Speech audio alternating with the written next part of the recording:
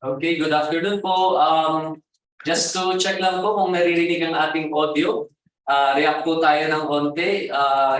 Is our audio clear po, ma'ams and sirs? Yes, sir. Yun, thank you very much, sir. We'll start in a few moments. In the meantime, we encourage everyone to share po yung ating invitation sa ating mga kasamahan sa LGUS. We'll be beginning our session in a few minutes. Thank you po.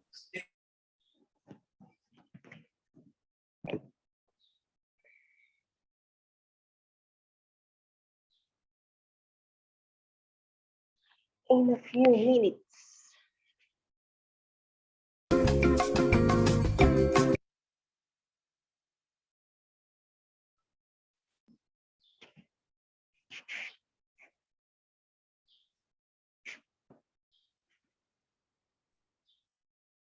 Hello, good afternoon. Can you hear me?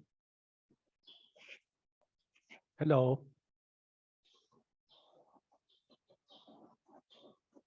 Hello, good afternoon. Yes, sir. Good afternoon, sir. We can hear you po. Okay, thank you very much. Yes, sir. Can I now share my slides? For a moment lang, sir. We'll just fix some technicalities, sir. For a while lang, sir. Okay, thank you.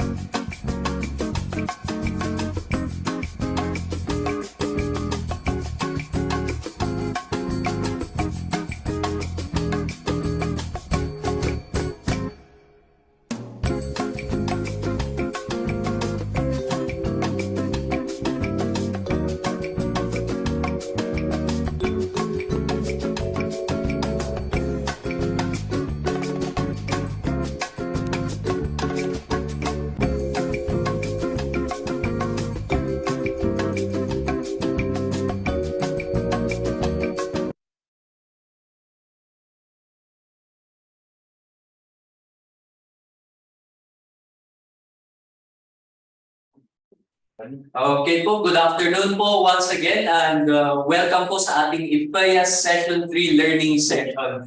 Before we begin, I would like to siguro get a few reactions po sa ating mga participants for this afternoon. Our very own local government officials and functionaries from the different provinces here in the region. So if we call on po your province, may we request the naduma-duma reaction, mabalinting clap, mabalinting heart, thumbs up so we can see po if you're already on board. No po? So we welcome po, we acknowledge our LGU officials and functionaries from the province of Abra.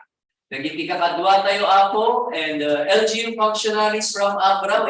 Ayun, may mga nag-art, may Santa Claus ba, may clap. Pero parang tataklo lang po ata yung mga nag-react kanina. So ayun po, mga kasama natin from the province of Abra. Next up naman, ayun, may umabot na clap. Ayun, thank you, ma'am, sir.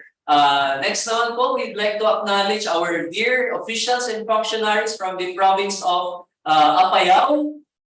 Okay, mga kasamahan po natin from the province of Apayao, mga reaction po natin, ayun, may heart react po from ating mga kasamahan, Bangged, ay from Abra po pala yun. Yun, present from our LGU officials and functionaries. Ayun. Ayun. So, next naman po, ang ating mga kasamahan from the province of Benguet. Okay. Sama po natin from the province of Benguet. Ayun, si Sir Julius, nag-clap react, may heart react from Tuba, from Ma'am Marlene. Thank you po, thank you, and welcome po sa ating activity. Next naman po, ang ating mga kasamahan, our sir. the province of Ezekiel. ayun, from province of Ifugao po, mga kasamahan natin. Ayun, may mga trumpet, may heart react, may thumbs up. Welcome po, moms and sirs. Sumunod na po ang ating mga kasamahan from the province of Kalinga. Okay, ating kakadwa tayo po, magapo Kalinga. Ayun, may heart react na isa. Siguro yung iba, heart reacting pa lang. Welcome po, moms and sirs, sa ating Ipeyas online session 3. Ayun, from the province of Kalinga. Next naman po, ang ating mga kasamahan from Mountain Province. Gawis ay Mountain Province. Gawis ay Mountain Province, our LG officials and functionaries. We saw heart reactions po on board. Siguro yung, ayun, dalawa. Ayun, welcome po sa ating activity. Good afternoon, moms and sirs. And of course, hindi rin natin malilimutan ang ating mga kasamahan from the city of Baguio. Kung may mga kasama po tayo, LGU officials and functionaries from Baguio City. Ayun, may isang nag-react. Good morning, good afternoon, Councilor Tabanda, ma'am. Nice to see you po again online. Ayan, sa mga kasamahan po from the city of Baguio. And of course, last but not the least, ano po ang ating mga kasama, our colleagues, our friends and partners from the different DILG regional and field operating units. React naman po tayo mga moms and sirs. Thank you for joining us also in our online Ipeyas Learning Session 3. Ayun, may mga nag-react po, nakita namin. Ayan, welcome po sa ating activity. So the online Ipeyas Learning Session 3 is one of the initiatives of the region to promote and enhance po the competencies of our local government officials and functionaries. And to formally welcome po and to formally start our online learning session po this afternoon, allow me po to call virtually and kasama din po namin physically our very own Assistant Regional Director, Director Roberto Maribay Jr. Hello, sir. Thank you so much, Gerard. Sa ating mga participants nandiyan sa online platform, our local officials, elected officials, and local functionaries in the entire Cordillera region. Ganun din sa ating mga kasamahan from the DILG and other partners from the national government agencies na nandiyan po sa online platform. Magandang hapon po sa ating lahat ay bag na malim kada tayo amin. Sa aking mga kasama dito, of course, beside me is the Chief of the LGCPD in charge of this activity. We have here Sir Christopher Alvarez. Pakita mo si Chris. Yan, kasama natin. Actually, this is one of the activities of the LGRC being pushed by the DILG-CAR. At ito po yung gusto namin i-sustain o i-establish na sa DILG-CAR through our LGRRC. So, well, ladies and gentlemen, once again, good afternoon. And of course, welcome to this day orientation course. We call it Ipeyas knowledge sharing sessions for enhancing the management competencies of local officials and functionaries of the Cordillera Administrative Region. And we are so thankful that for this session, we have our very active partner from the Civil Service Commission, the Assistant Regional Director of CSC-CAR. Pwede po bang palakpakan natin? We have here our resource person for this session, Sir Ruben Waka. Sir.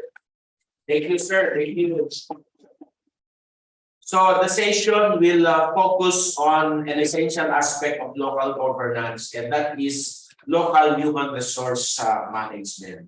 I am truly delighted to see such diverse group. I said a while ago, elected officials and appointed functionaries of the local government units. So the diverse group of participants joining us from various local government units of the Pamilya Administrative Region. Your presence here is a testament to your dedication to improving your competencies as drivers of development in your respective local government units. Today's session holds great significance as we explore the intricacies of managing human resources at the local level in light of the onset of full devolution, where local government units are assuming increased responsibilities and of course autonomy. The effective management of human resources becomes crucial. So the competent and motivated personnel are fundamental to the successful implementation of policies and programs that cater to the unique needs of our respective communities. Throughout this session, we will delve into various topics related to human resource management in the local level. And moreover, we will provide a platform for you to share your experiences, challenges, best practices, fostering culture of shared learning and continuous improvement. So I encourage all of you, our dear participants, to actively participate, engage in these discussions, and contribute your insights. And let's take advantage of this knowledge sharing opportunity to learn from one another and gain valuable insights that can positively impact our respective local government units. Would like to express once again, I would like to express my deepest appreciation to our distinguished resource person, ARD Ruben Wakas of CSC-CAR. Maraming salamat, sir. We have graciously agreed to share this expertise with us today. Alam po natin na ito po ang expertise ng ating resource person. Their valuable insights and guidance will undoubtedly enrich our understanding on local human resource management. I would like to acknowledge the commitment and dedication of each participant present here today. We have how many participants at this point in time? We have 80. So 80 po tayo dito sa online platform at baka matatagdagan pa yan mamaya. Abutin yan ng mga mahigit 100 pa. So our dear participants, your active involvement and eagerness to enhance your competencies as local officials and functionaries truly embody the spirit of what we call Ipeyas non-gawis. The Kankanai values that anchor this program. So without further ado, I declare this session 3 of the day orientation course, the Ipeyas knowledge sharing sessions on local human resource management, officially open. Let us embark in this enlightening journey together. We are confident that our collective efforts will contribute to the betterment of our LGUs and the communities we serve. Once again, maraming salamat. Thank you, and let us make the most out of this knowledge sharing experience. Thank you, and God bless everyone. Alright, and thank you very much. Bigyan po naman natin ng virtual clap ang ating ARD, Sir Roberto Malibay, for the guidance and the message this afternoon. Ayun, thank you very much po again, ARD, Sir ARD, for that We recognize, sabi nga po ni ARD, that the Ipeyas learning session is an opportunity for us to enhance yung ating mga capabilities that we can better serve our constituency in the new governance landscape. And there are still participants who are joining po our session this afternoon.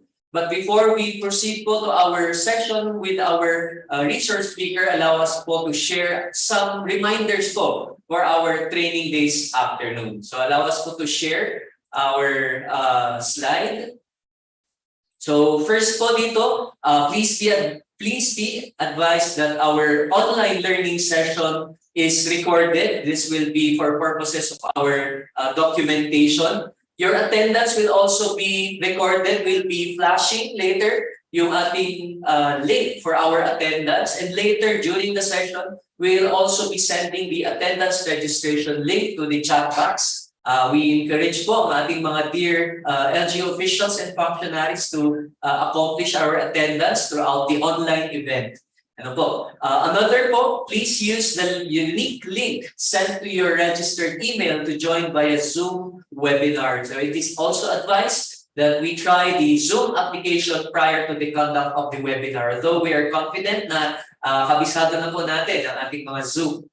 Number 3, when joining po our Zoom webinar, we may please request po ang ating mga kasamahan to make sure that your complete name is entered or reflected for proper acknowledgement, especially during our open forum or question and answer. And kindly change the name of your device to your complete name for proper recognition. And of course, for our documentation later, may we request din po yung mga nasa Zoom to use the Zoom background and the different learning materials. So the Zoom background is attached in the session, in the link that we are flashing po at the moment, that is https://bit.ly/neo-ipeyas-maths. Ano po? So that will be our link po. All the materials po na i-request tayo po from our resource speaker will be providing din po copies through that link po.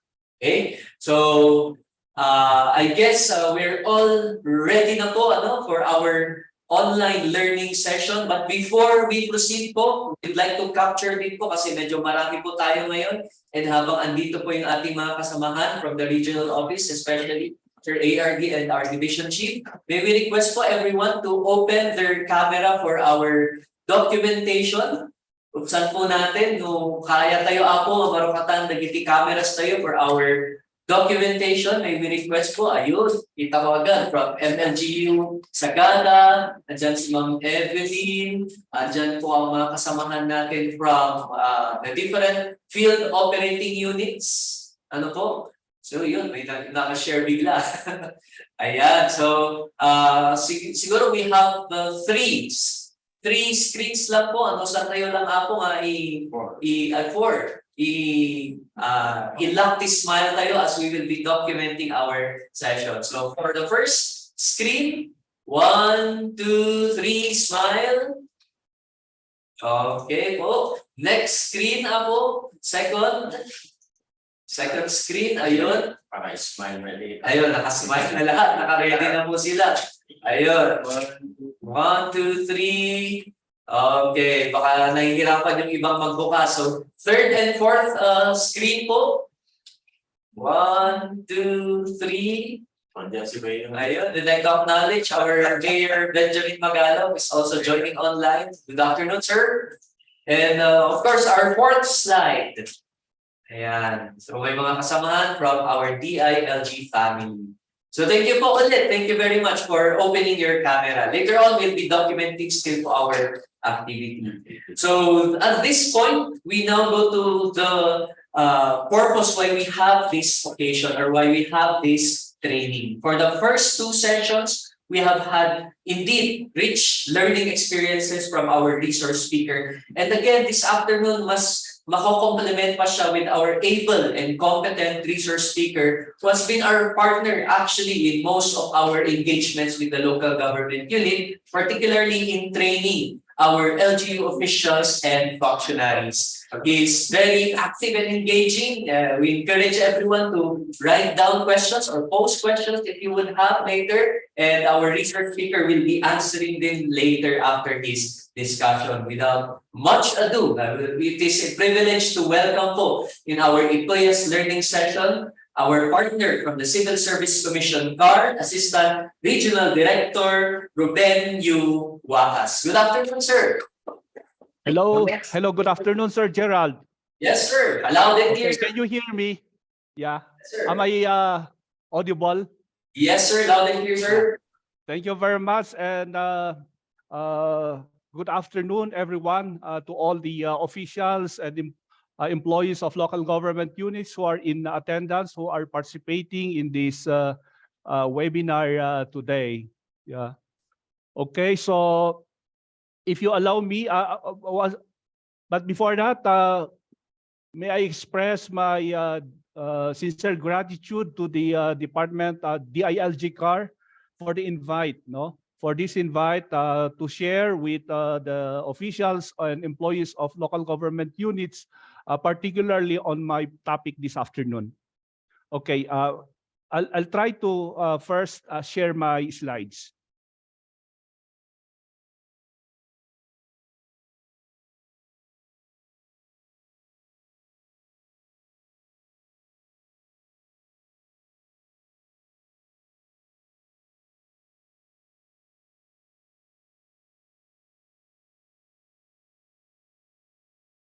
Okay.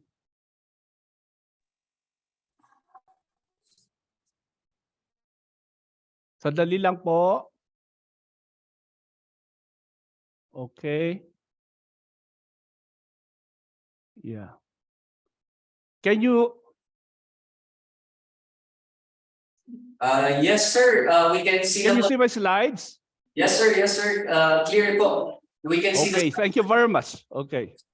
So we now start our sharing on our topic, particularly the letter invite of DILG asks the Civil Service Commission to share with our participants today about on the topic on human resource management. But I would like first to share with our participants today topic on organization development, because that's the foundation also of a strategic human resource management. Okay, so let me ask you the question: why organization development? Why do we need to develop our organization, particularly in our respective local government units? So there is a quote from Peter Drucker, who states, "The purpose of an organization is to enable ordinary human beings to do extraordinary things." This means to say there is a need for a responsive organization for human beings, like for example, our human resource, to do extraordinary things, to deliver the services required of our clients, of our constituents. So organizational development is fundamentally a targeted and results-based change management process. So this is a change management process to steer organizations towards optimal performance and enhanced capacity to learn. Okay. It is the organizational assessment process that lends credence to the design and execution of organizational development interventions. So we find a lot of very important terms here. So OD is targeted, fundamentally targeted. So it's a results-based change management process. Okay. So why organizational restructuring? So of course we all know that we have our existing organization structure, but the question is that do we need to do organization restructuring? using the reorganization to change not only the reporting lines, but also mindsets and behaviors. Okay. Number 2 is redesign work processes to link outcomes to the activities needed to deliver them. And accelerate the pace of implementation to make the reorganization deliver benefits as soon as possible.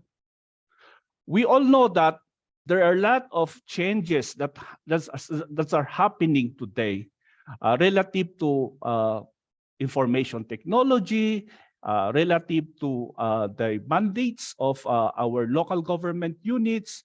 So we need to revisit our existing organization structure in order for our structure to be responsive of the present needs. So what is our present reality? Let us ask this question among ourselves, among our local government unit. What's happening with our local government unit? The question, are we achieving our mandate? So what are our goals? Okay. By the way, is everyone in the organization know what our mandate are, no? What our mandate is? And is everyone knowledgeable of what our goals are? Do we have an in-depth understanding of our core functions? Okay. In-depth understanding in the sense that even while you are sleeping or while you are outside of the office, you know very well that these are the core functions of the unit where I belong. Is there alignment of what we are doing and that of our mandate? So we're talking here of we're doing things every day. We're doing our work every day. Are the things that we are doing every day aligned with our supposed mandate? What is the status of our HR competencies? Are we achieving high productivity? What's at the level of productivity of our human resource in our LGUs? Is everyone aware of what to contribute in terms of output? So basically, these are the questions that we ask ourselves, trying to look into the present reality in our LGUs for us to decide whether or not we endeavor to go into organization development, organizational structuring, and improve our human resource management. Okay, let me share with you this paradigm in terms of framing the need for change. No, so we have what we have now, and we have internal. So the question is, what is currently happening within our organization? A while ago, we were asking questions. No, ano bang nangyayari ngayon sa ating organisasyon? When we talk of future and internal, the question would be, what will we most likely need as an organization in the future? So we might as well relate this to the transition, a devolution transition plan that we are working now, no?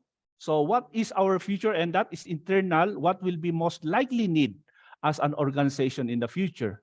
For now and external, the question is, what is currently happening outside our organization that impacts us? So we are not an island, okay, but we have several other organizations that affects us. Of course, we have also the national line agencies that looked into some of the performance of our functions as local government units. And we talk of future and external, the question is, what changes will most likely occur in our environment? So looking forward, strategic. ano ba ang nakikita natin na pwedeng mangyari, okay, sa ating environment in the near future? Okay. So that's how we are going to tackle on our organizational development and improving our strategic human resource management. So let me ask a question. What is an organization structure? Ano ba talaga ang organization structure? So organization structure refers to the institutional arrangements and mechanisms for mobilizing human, physical, financial, and information resources at all levels of the system. So we're talking here of the institutional arrangements. Okay. Hindi pwede yung walang logical arrangement ang mga mechanisms or ang mga how we mobilize our human resource, our physical resource, our financial resource, and our information resources. Okay? At different levels of our system. Okay.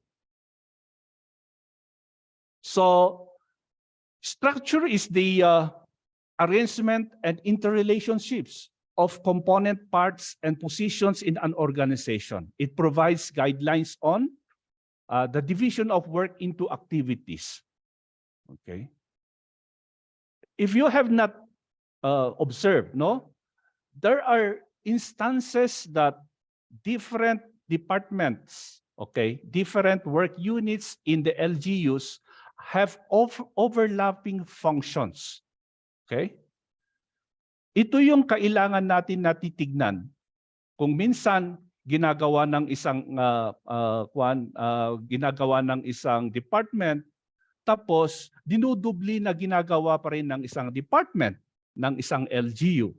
Kaya ang nangyayari diyan is a source of misunderstanding among the employees, no, between and among the different offices in the LGU.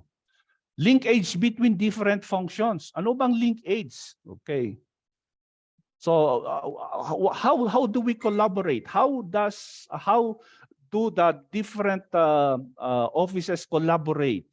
No? Hierarchy, no? Authority structure. We have also to define authority relationships and coordination with the environment. Okay, how do we do it? Paano natin gawin ang isang OD sa LGU? So we have to base our actions based on provisions of law, no? So we have here section 76 of the Local Government Code, organization structure and staffing pattern. Every local government unit shall design and implement its own organizational structure and staffing pattern, taking into consideration its service requirements and financial capability. These are very important two aspects, no? Yung ating service requirements and financial capability, subject to the minimum standards and guidelines prescribed by the Civil Service Commission.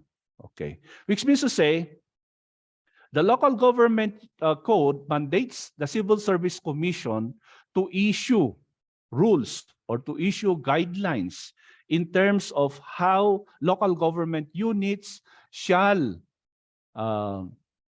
prepare their organization structure and staffing pattern. Okay. We have also, on the basis of our Executive Order 138, duly issued by the Office of the President, in Section 15, it says preparation of devolution transition plans by the LGUs. The LGU DTPs or the devolution transition plans shall be comprised of a narrative report containing the state of devolved functions, services and facilities, capacity development agenda, organizational structure and staffing pattern, no? Local revenue forecasts and resource mobilization strategy, phasing of full assumption of devolved functions and services and the corresponding performance targets for such. So apart from the provisions of the local government code, we have here also under our Executive Order 138, ito yung devolution transition that derives from the Mandanas ruling, na kailangan natin mag-design din ng ating organizational structure and staffing pattern. We have also a newly issued CSC guide, no? That is guidelines. That is CSC resolution number 22-00373. It was promulgated on September 20, 2022 and circulated through Civil Service Commission Memorandum Circular number 12 series of 2022 in answer to the demand of local government units in terms of the update on the guidelines and standards in the establishment of organizational structures and staffing patterns in local government units. We note that previously we have CSC MC 19 series of 1992, which actually was a subject of request by some local government units for its amendments, because it was observed that that guideline issued in 1992 was not as responsive now on the needs of LGUs as it was in 1992. So that's the answer. The CSC issued these amendments under CSC MC 12 series of 2022. So let us revisit our existing office operations and structure. Okay. The first stage of how we are going to do our organizational development, or we have to do some sort of an organization assessment, no? So we take a look back at the legal basis of the creation of each of the different offices or different departments in our local government unit. Then we revisit our mandates. Okay. Had there been any amendments, or had there been any special law that provides additional mandates as to that was enumerated under the local government code? We also take a look at the core functions, the programs, the activities, and the services of the office. Then we have to take a look at the shift in policy or directions. Okay, we all know that for every administration, there are shifts in policy directions that we have to align our functions, no? Our programs, our projects and activities and strategies, no? So we have to look into this, no? Okay. Developing the strategic organizational structure. The new structural and organizational shift, providing the specific changes in the divisions and sections of the office. Okay. I do understand that in some of LGUs, especially municipal local government units, there are instances that departments or offices are one-man team. Okay, so which means to say there may be two-man team. Two staff. One is the department head. The other is a support clerical staff. Okay, now that we are again being given additional functions under the devolution transition at under the Mandanas ruling, then we really have to look into ano ba itong kailangan natin gawin sa ating existing structure at saka itong ating mga work units under each of the department in in our LGU. Of course, we may follow what we call the functional approach, the process approach, the clientele approach, or geographical approach. We'll try to discuss what are these different approaches in terms of designing our new structure, no? Then after that, then we can have our new functional chart, no?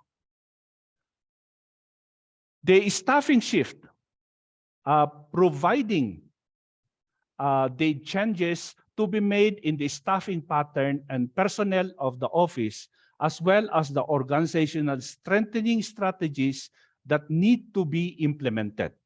So we also take a look at, do we need to do some shifting in our existing plantilla? Okay? Ano ba ang existing staffing pattern natin? Is it responsive on what we want to implement? Something like, is it aligned with our supposed programs, activities, and projects? No. So we have to take a look at all of this. No. Now, one of the very important reference also in our quest for redesigning or restructuring is DBM's Local Budget Circular number 2021-137, or what we call the Index of Occupational Services, Position Titles, and Salary Grades in the Local Government. Okay, it was issued by DBM in 2021, no? And so this is the existing guide for us in terms of defining ano ba itong mga, ano bang kailangan, ano bang dapat na position title, ano bang dapat salary grade ng isang position na ito na ilalagay natin sa ating staffing pattern. Okay, kasi pag hindi natin sinunod din ang guidelines ng DBM, ay hindi rin nila ipapass on review ang ating organizational structure and staffing pattern. Okay. The proposed staffing pattern and personnel of office identifying new creations. What are our new creations? Okay. Ano ba ang ating mga existing plantilla? And is there a possibility that our existing plantilla is not anymore responsive, and so we need to reclass our existing plantilla? Okay. So these are the things that we have to take a look, no, in terms of our review of our existing structure. Then after that, then we have our new organizational chart. Okay. Let's take a look at the very important policies that we have to observe in designing the most appropriate organizational structure that will execute the LGU's rationalized functions. Okay. Now, let's go back to CSC resolution number 22-00373. No, it states in section 1, the appropriate organization structure and staffing patterns of LGUs shall be determined and established in accordance with section 17. I hope we are all familiar with what section 17 of the Local Government Code states. No, these are the basic services and facilities, no, and other existing laws. So apart from our Local Government Code, we have special laws mandating the local government units to perform functions that are required of them to deliver to the constituents, no? And so there are other existing laws and the priority needs identified by the local chief executive. Okay, so we all know that for each term of our local chief executives, they would come up with the executive legislative agenda, the ELA, no? The Sanggunian and or the local development council concerns, your PDCs, your MDCs, no? So all of these things, which actually need to be revisited, are the basis of our determination of what our OSSPs should be. The OSSP shall likewise be established within the financial capability of LGUs. Of course, while we are, we need to establish a very ideal OSSP, we have to also consider our financial capability. Ano ba ang kapasidad ng ating LGU na magbigay ng financial resources para mapatakbo ang ating OSSP, no? So we have also to take into consideration the budgetary limitations under Section 325 of our local government code. So what are these budgetary limitations? We should not exceed 45% in the case of first to third class LGUs and 55% in the case of fourth class or lower. Okay. Appropriations for PS of public utilities and economic enterprises shall not be included. So ito po yung isang paraan kung paano natin i-reduce or maka-align tayo doon sa budgetary limitations. Kung minsan may mga LGUs na ang kanilang mga hospitals ay ginagawa nilang economic enterprise, no? At for which the PS requirements of this economic enterprise shall not be included in the computation of the budgetary limitations, no? No salary rate higher than the maximum fixed for the position. That's why we have to refer to LBC, Local Budget Circular, on in terms of issued by the DBN in terms of ano ba ang mga position at saka position classification, position title na dapat natin ilagay sa ating staffing pattern. No reclassification shall be allowed except when the position is actually vacant. Okay. There are, of course, exemptions, no, of this rule when the law says there is no reclassification. If you declare reorganization, reorganization means the declaration of reorganization is also the declaration that all positions in the local government units shall be declared as vacant. So that's the one. That's the time that you can adapt, you can implement a reclassification of a particular position because there is a declaration of vacancy in all positions of the local government unit. Section 12 of our new MC, that is CSC MC 12 series of 2022, subject to their financial capability and service requirements. Local government units may design and establish their organizational structure based on the local government organizational models guidebook. Meron po tayong guidebook yan na pwede nating guide yan. Pero I would also encourage local government units to benchmark with LGUs that have already undergone what do you call that, full restructuring of all of their departments, no? One of which is the local government of the city government of Tabuk, no?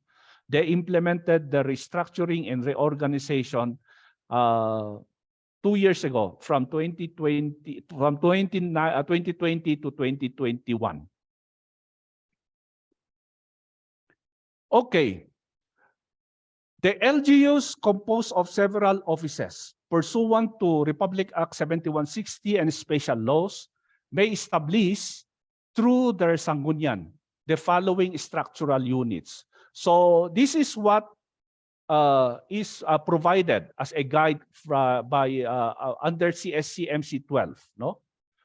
So it defines a department is the highest structural unit level headed by an employee with a rank of a department head.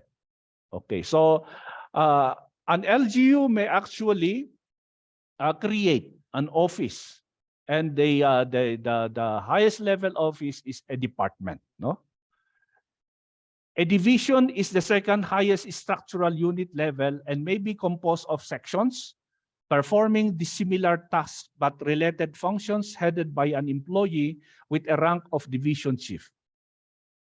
Take note of the difference with the guidelines issued in 1992 and the guidelines as issued in 2022. No, in 1992 in our 1992 guidelines, it requires for a department to have at least 3 divisions for a department to be established.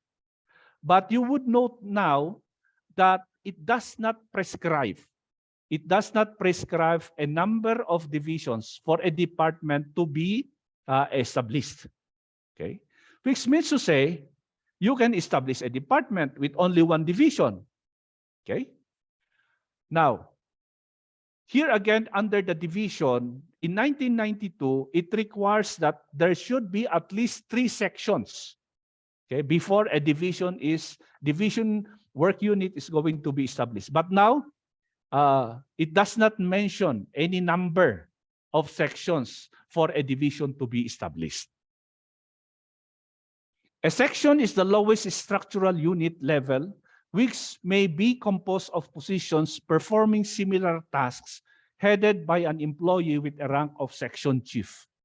Okay. So again, there is a difference between our 1992 guidelines and that of our 2022 guidelines, particularly in defining what a section is.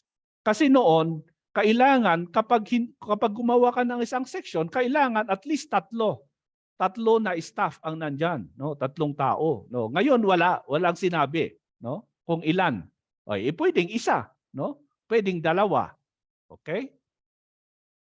The levels of positions created by the local government units shall depend on their income classification. Of course, we have to follow DBM Circular LBC 53 series of 1993.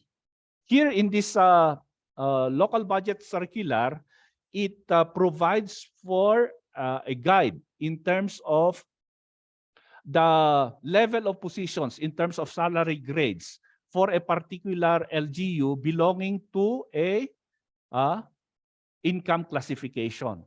Okay, so what's the gist of this guidelines? It says that when you belongs to LGU class 3rd class, 4th to 6th class, then under a department head position, you are only to create the next ranking position up to salary grade 15, something like that, no? Okay, so salary grade 18. Okay, so these are the things that we have to remember when we are going to prepare our staffing pattern.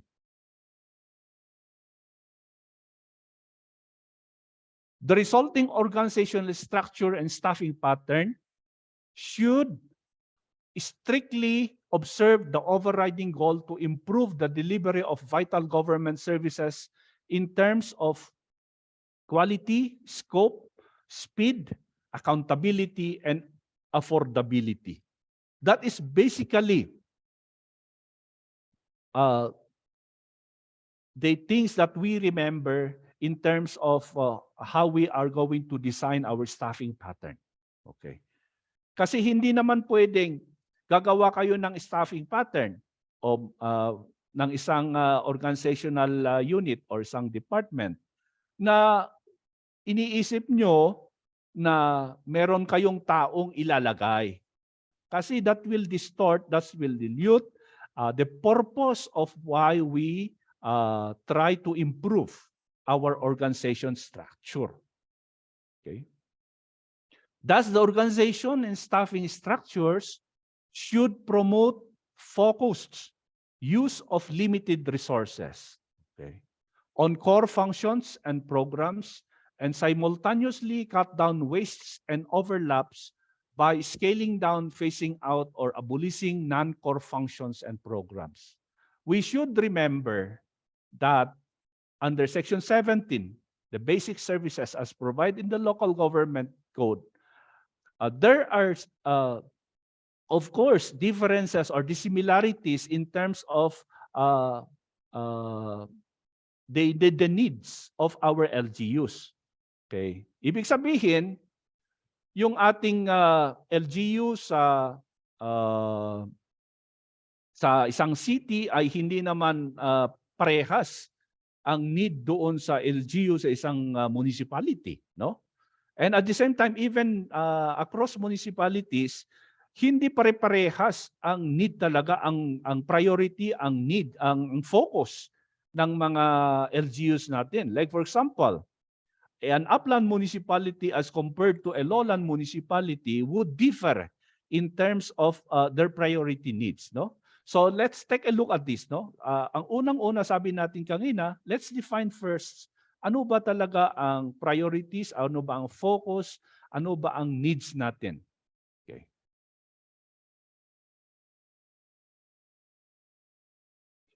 Now in section 3 of CSCMC 12,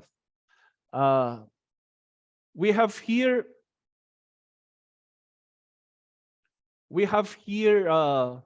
enumerated additional offices, no? These are actually required under special laws, no? Like for example,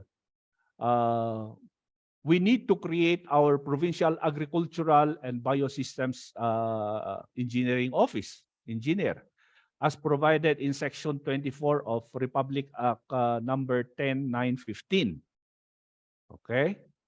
We also need to establish our provincial disaster risk reduction and management office as per requirement under section 12 of Republic Act number 10121. Okay? Or the Philippine Risk Reduction Act of 2010, no? Office of the Provincial Internal Audit Service. Okay? We have Republic Act number 3456.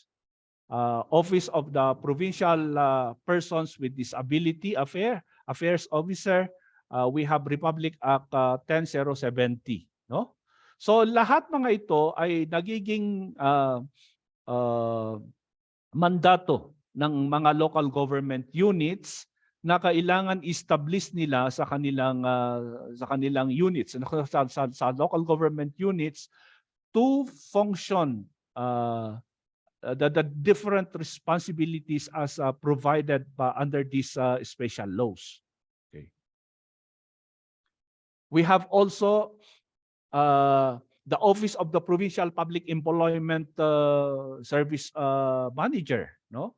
That is provided under Republic Act 10691, no? Okay. Office of the Provincial Tourism Officer. Okay, as per Republic Act number 9593, Office of the Provincial Youth Development Office, as per Republic Act number 10742. Okay. So these are some of the new offices as required under these special laws, no?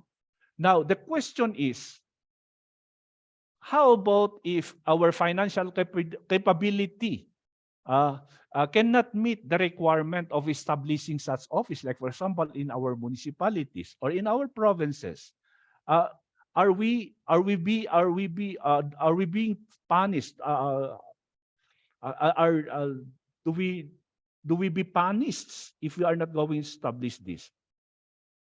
As per the provisions of MC12 that we have just discussed a while ago, while you cannot create or while you cannot establish a work unit at the department level, then you can establish a work unit as a section level, a sectional level.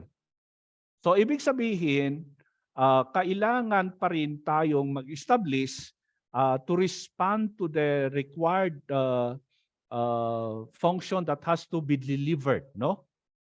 And if you so decide, like for example, to establish a work unit at a section level, so you might as well also determine if that sectional work unit can be made an attached work unit to a certain particular department or office in the LGU. Okay? So when we say attached work unit, it means they are also independent, they have their own MOOE, but they are only established on a certain work unit level. It's not a full department level, but it's a below department level, and it's being attached to a particular office or particular department in the LGU for purposes of collaboration, for purposes of work implementation or operation, no? Doon sa bago nating mga work units na yan. Okay? In some instances, like for example, in the city government of Tabuk, they have this special concerns office which consolidates some of these special laws into a department, no? Okay, so there has also to be one. Dapat merong relationship din kung i-combine nyo ang itong mga functions into one department para hindi naman kwan for purposes of efficiency in terms of operation. Okay. Section 8 of CSC-MC 12 provides that LGUs are strongly encouraged to create a human resource management. Okay. Long before, we just set aside HR as not a priority work unit. But let us recognize that the most important resource of our LGUs is our human resource. And if we do not have a work unit, if we do not have a department that will oversee the efficient recruitment and operations of our human resource, then that will also affect the implementation of our programs, of our projects, no? So there is a need for us to consider, while there is no special law that requires LGUs to really organize or establish a full department human resource management office, it is hereby strongly encouraged under this memorandum circular that we have to establish one. No, it shall be responsible for human resource management and maintenance of effective liaison with the CSC. No, and of course, and other government instrument agencies. Okay, provided that when the number of personnel of an LGU does not warrant the creation of an office, the LGUs are strongly encouraged to create at least a second-level HRM officer positioned to perform the above-mentioned duties and responsibilities, and or if funds are available, capacitating the LGUs to further create the HRM positions. Okay.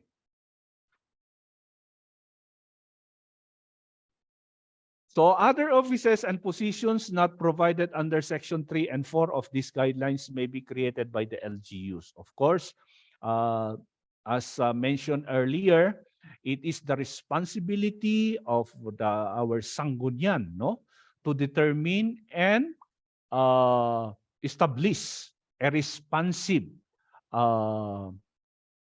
organization structure, no? Provided that they are the priority needs as identified by the local chief executive, the sanggunian and or local development councils concerned, consistent with Section 17 of our local government code.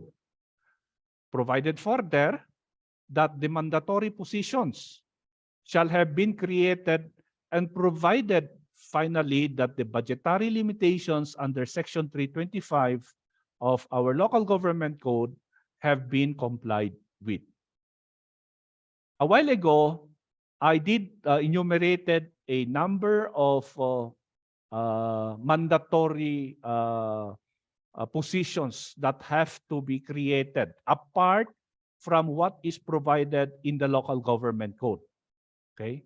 So, ang overriding principle natin dito, bago tayo mag-create ng other positions for the LGU, because that's also our within the powers of the sanggunian, ay dapat mauna muna nating i-create or establish ang mga mandatory positions. Okay? So yung ating mga mandatory positions as required by our special laws should first be created prior to other positions that you wanted or you need to create. The titles of positions in LGUs corresponding to the same or similar functional descriptions as those established under latest DBM local budget circular on the IOS or the Index of Occupational Service, position titles and salary grades in the local government shall be used and adopted. Okay? So this is a very important guide, no? That you cannot just title, create a title, a position title without reference to our latest IOS or Index of Occupational Service. Okay? Kasi pag ginawa nyo yan sa provincial level, okay, i-disallow yan ng DBM upon review. Ganon din po sa mga municipalities if you do provide a title that is not provided under the IOS or that's not enumerated under the IOS, then upon review of the sanggunian panglalawigan, they would disallow your creations or that particular position title that you created. No? However, in the issuance of appointment, the generic position title shall be accompanied by a parenthetical title, which shall be used to determine the qualification standards and the duties and functions of the positions if applicable. Okay.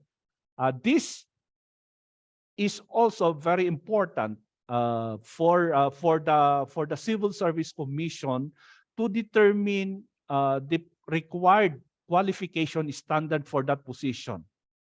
If you remember, DBM under the IOS made generic titles, like for example, administrative officer.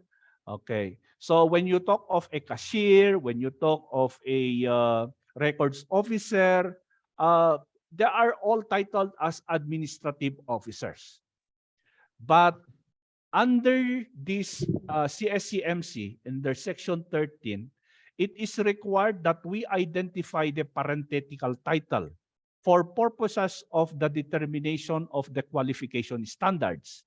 Kasi po, makakaiba ang QS when you talk of a records officer and that of a cashier, okay, magkaiba po ang kanilang, yung budget officer, magkaiba po ang kanilang required qualification standards.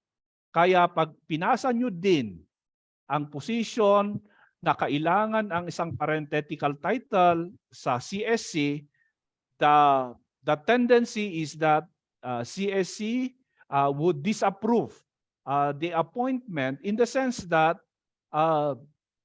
we cannot determine the exact qualification standards as required by that position. Okay, so that's the rationale behind why we also put the parenthetical titles of positions in our plantilla or in our staffing pattern. Okay. Organizational structures shall be designed as to prevent the emergence of red tape. Okay. Take note that, as I have mentioned a while ago, what the rationale behind why we design an organization structure is to be responsive, to be efficient, to be cost efficient, and to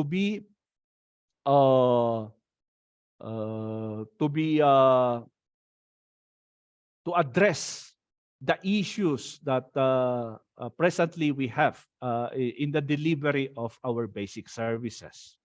Okay. Pero kapag gumawa kayo ng struktura na create ng red tape, ay hindi na po responsive yan, no? While at the same time instituting minimum control points, no? Only to ensure accountability of responsibility areas. We'll try to discuss how we do this when we will discuss about the approaches of how we are going to design our structures. By the way, kung may mga tanong, hindi ko lang makita sa chat box, you can just forward your query, no? Para pag-usapan natin. Baka makalimutan kasi, no? Okay. So how do we do it, no?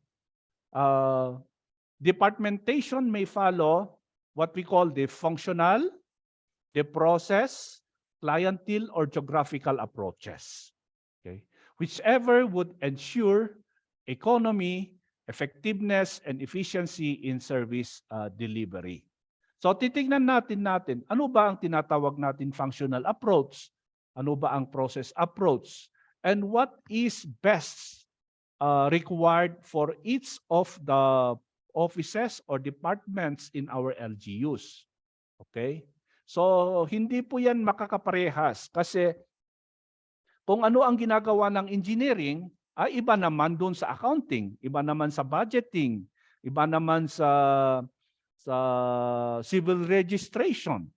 So let's try to define ano ba talaga ang most effective approach that we will utilize in terms of our design, no?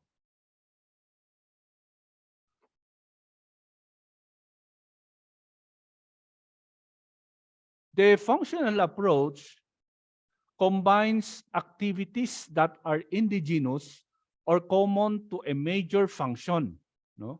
It may be adapted when an entity's functions are complex, that there is a need to subdivide component activities. So let's take a look at the planning office. Okay, they usually design their structure as a functional approach. Why? Because they would say, this is the planning division, this is the monitoring division, this is the because their focus is a particular function in their department. Okay, so that's what we call the functional approach. Okay. Now, how about the process approach? The process approach involves grouping of various jobs activities that form the sequence or components of one completed process pertaining to a service or product. Okay. So ano ba ang pwede nating makita sa isang process approach? It means to say, if your functions required a work process, which means to say it passes from one step to another step until its creation or of the delivery of the product, then that is what we call the process approach. One particular good example here is when you talk of your accounting, no? So usually it follows a process, no? It's a process approach in the sense that unang-una may gagawa ng voucher, tapos ipapasa yan, or may ano tawag doon, tinitignan kung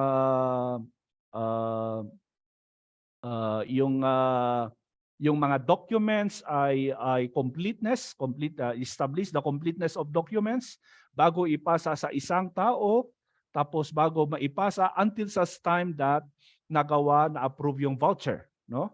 So that's an example, typical example of a process approach. Okay. Next is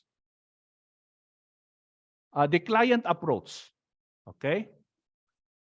Units are organized to serve a wide range of requirements of specific groups or types of clients. It may be considered when the entity has only one or a few homogeneous activities, but caters to a very large segment of the bureaucracy or general public. Okay, so what is a classical example of a client approach? In social work and development, like for example, they usually cluster their clients into some, ito yung ating mga PWDs, ito yung ating mga children in conflict of the law, ito mga women's, ito yung ating mga youth. Okay? So this is typical example of trying to determine a structure using a client approach. Which means to say, may isang unit na in charge sa women, may isang unit na in charge sa youth, may in charge sa PWDs. So they are focused to a certain homogeneous type of client, no? So yun po ang sinasabi o homogeneous activities na ginagawa. Particularly for a client. So ito yung client approach na sinasabi natin. Now, yung geographical approach naman involves a territorial grouping of operations. Okay? So it may be used when the expenses of the geographical area of operations is very wide, no? One classical example for usually they adopt the geographical approach is on engineering, no? Public works, no? So when you talk of engineering, that's why in DPWH we have engineering districts, no? Because they are focused in one area, okay? Geographical area, okay?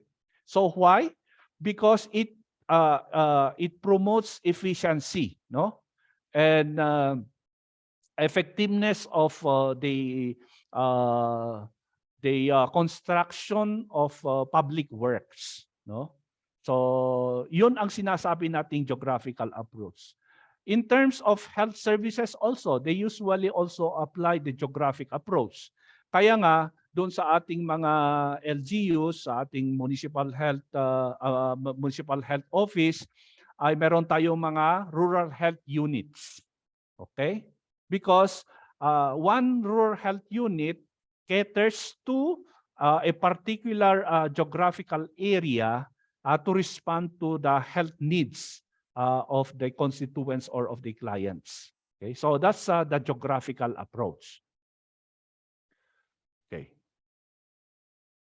Now, can we have a mix structure where it combines functional with geographical. Yes, of course, no? There are instances that at the level of, like for example, at the level of division, you would apply a functional approach.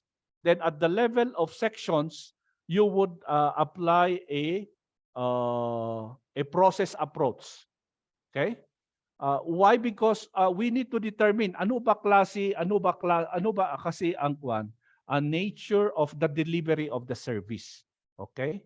The bottom line is that we have to do this to achieve efficiency and effectiveness. No, the extent and size of departmentation, divisionalization shall take into account the functional distribution. Okay, workload, span of control, type and variety of skills, expertise required, the number of personnel for each type of expertise, and the geographical location of the workstation in order to ensure clear and effective performance accountability. Okay? So ito yung mga tinitignan natin in trying to adapt a particular approach, no? Yung ating functional distribution, yung workload, yung span of control, no? Ano ba ang span of control? Kunyari sa functional approach, ano bang span of control ng isang division chief, no? Okay. The type and variety of skills. Okay.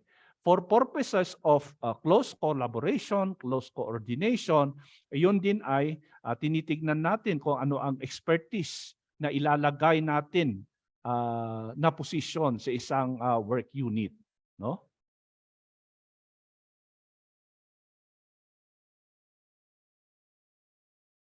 Abolition, deactivation, merger, consolidation, and regularization of units may be pursued in order to come up with a structure that is responsive to its identified core functions and policy directions. So in your quest for really designing or establishing a responsive organizational structure, may mga instances na itong section na ito ay hindi na kailangan, no? Okay? Or itong position na ito ay hindi na kailangan. Or kailangan natin i-merge ang itong ating dalawang work units na ito, no? We have to consolidate, no? Okay, there are also instances na ang isang section ay magiging isang division, no? Mai-enlarge siya kasi nagiging wider in scope ang kanyang functions, ang kanyang mga responsibilidad, no? So ito yung mga tinitingnan din natin, no? And policy directions na dapat natin sundin, no? Particularly those that emanates from agencies that mandates us to follow such regulations. Okay?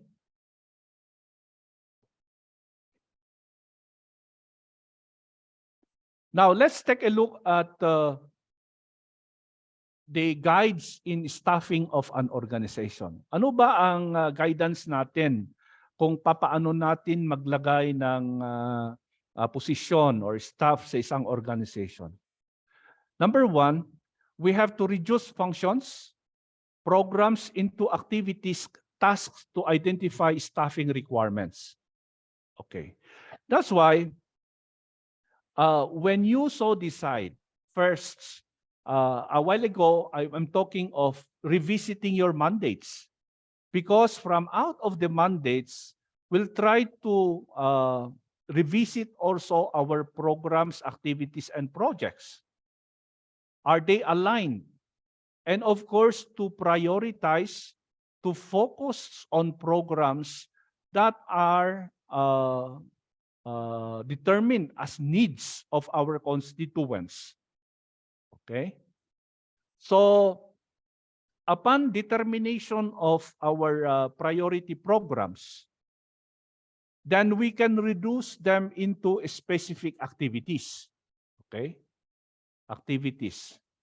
So from out of the specific activities, then we can determine what particular requirement for position, what particular required position is needed to carry out these specific activities.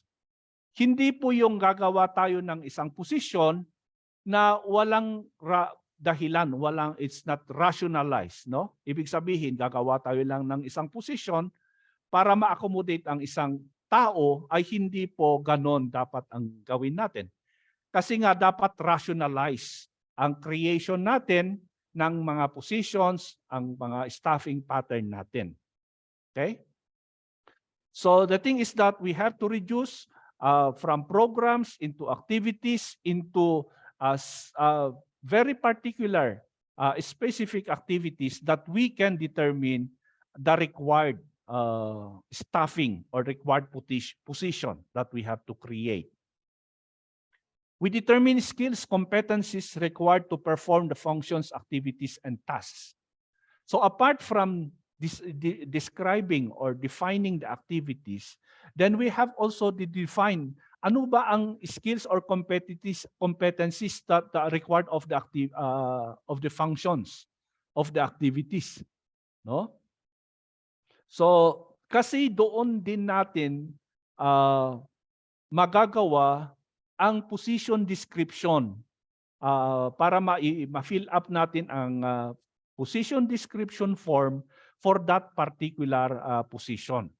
Pag hindi natin dinefine yan, granting na hindi akwan, ay ang mangyayari niyan ay kung ano-ano na lang ang activities na mailalagay or responsibilities na milalagay doon sa position description form. Kaya nga kailangan natin identify ang required competencies or skills to carry out itong mga specific activities that were derived from our priority programs. Then, afterwards, we are going to match activities tasked with positions in the index of occupational service, our position titles for the LGUs to determine the appropriate position title. Okay. Whenever possible, preference should be given to generic or over-specialist positions for flexibility. Ito nga yung rationale why DBM design or requires that we use generic titles. Kasi nga, in order for us to have maximum use of our human resource. Kunyari, kapag kasi sinasabi mong administrative aid 3 is a driver position. Okay, pag sinasabi mong driver ang position niyan, baka ang iisipin ng tao ay magdra-drive lang talaga ang trabaho niya. Okay. Notwithstanding na kung minsan hindi naman wala namang activity na driving na kailangan sa isang araw, kaya dapat din siya magtrabaho sa ibang activities which relates to the level of positions that he holds. So yun po ang titignan natin. Okay. Now, determine the number of positions required based on workload. Ito yung medyo mahirap kasi kailangan kapag gumagawa tayo ng analysis, more or less gagawa tayo ng time and motion study. Okay, kunyari, ilan ba talaga ang required na engineer natin? No. Okay. Of course, you take a look at your capacity, your budget capacity, your financial capacity to implement an engineering project. No, so ilan bang volume ng trabaho na kailangan mo ang engineer? Okay, that's the time na makikita mo ano bang maximum level, ano ba ang productivity level ng isang engineer. Okay, particular for the implementation of infrastructure projects. Okay. By that, you can now determine, kailangan namin ito, 3 engineer, no? You can also take a look at the kind of required engineering expertise, no? Kasi kahit na wala namang ang engineer ay meron silang civil, meron silang electrical, ay hindi naman pwedeng gawin ng civil ang electrical works niya. So these are the functional approach that we have to take a look when we determine the number of positions required based on the workload. Okay? So apart from the unit head, allow one of a kind higher or senior level position and provide at least one entrance level position. Okay. Ang mahirap lang dito, ang existing kasi, meron tayong isang department head, tapos ang kanyang staff ay clerk. No? Now, ang mangyayari dyan, mahirapan na kung ito ay i-determine natin ang position next in rank, hindi naman position next in rank yung clerk from the provincial engineer. Kaya mahihirapan tayo in terms of our succession planning, no? So ito yung mga tinitignan natin na if we design a structure, then we have to take a look at particular ano ba yung kwan natin in terms of career development also on a particular position. Okay. Para kunyari pag nawala yung supervisor, agad-agad merong pwedeng pumalit sa kanya. Okay. But anyway, before we go ahead, meron tayong isang meron tayong isang query dito from PLG if we go. Relative to 45% PS ceiling, can we create a division within a department which can result to PS over and above the ceiling? Is it allowed? Another case, can we create a position and fund it in the future?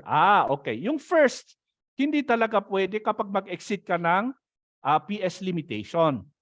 Okay. So kasi hindi pa naman na-amen ang ating provision of the local government code. Okay. Now, yung next question, can we create a position and fund it in the future? Of course, no? Kasi ang gagawin nyo muna is structure. Would you remember na ang ating devolution transition plan, it requires us to prepare some sort of a 3-year proposed staffing pattern in which hindi na natin kayang punduhan ngayong taon na ito, but we can fund it later. Okay, so it done. What we did in Tabuk is that they prepared first the structure. They call it strategic organizational structure, in the sense that it looks forward to the need of the city for the next 10 years. Okay. Then, because of that, they have to provide for a staffing pattern. A staffing pattern that respond to that need for the next 10 years. Okay. Every year, they would determine, they have this what we call the staffing plan. They would determine what position in that particular work unit needs to be prioritized for funding. Okay. So take note that when it's already funded, that belongs to the plantilla. Okay? That graduates into the plantilla of positions. Kasi pag hindi pa napanpunduhan yan, it remains to be in the staffing pattern, no? Doon sa ating organizational structure and staffing pattern, no? Pag napunduhan na natin yan, that will go into the plantilla of positions.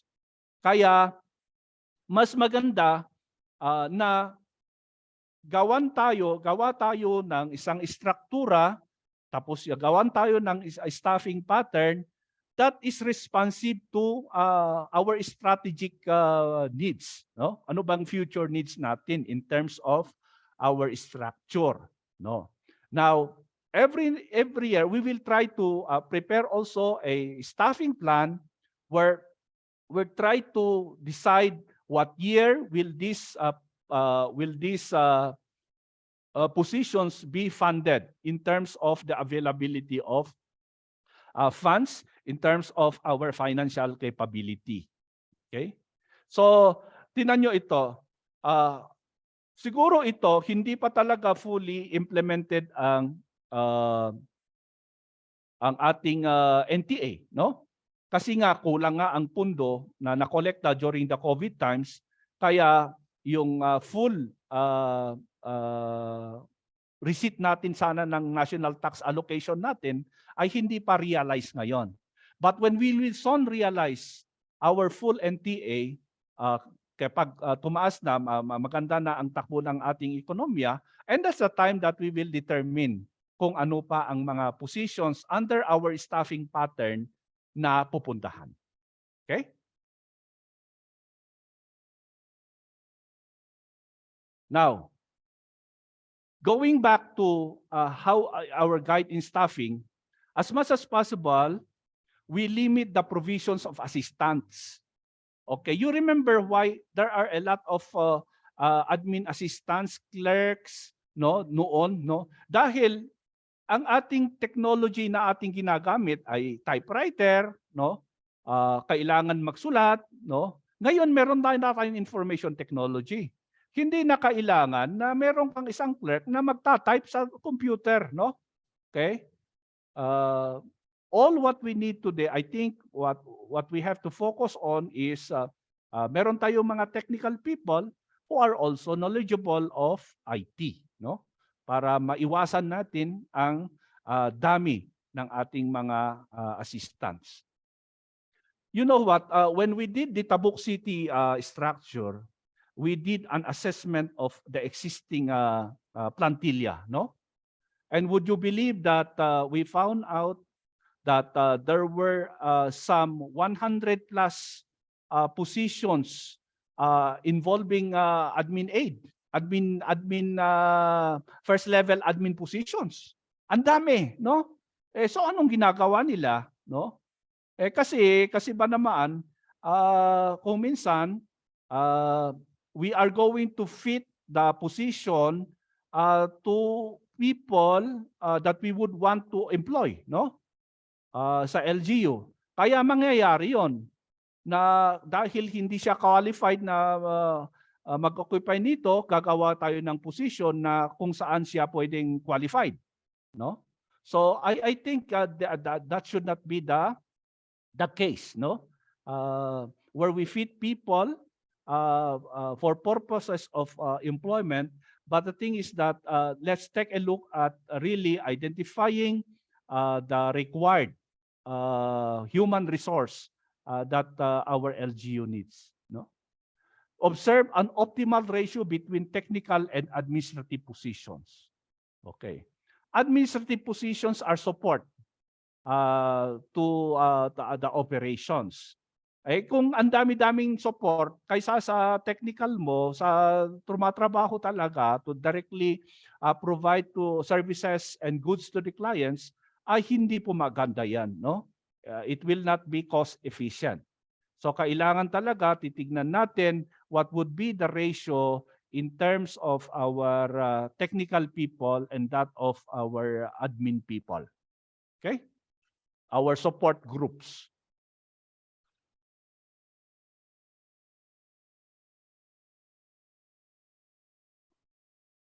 So after doing this, no, pag ginawa natin yan, mag-guide tayo ng staffing pattern, then we can now provide for the enabling local ordinance.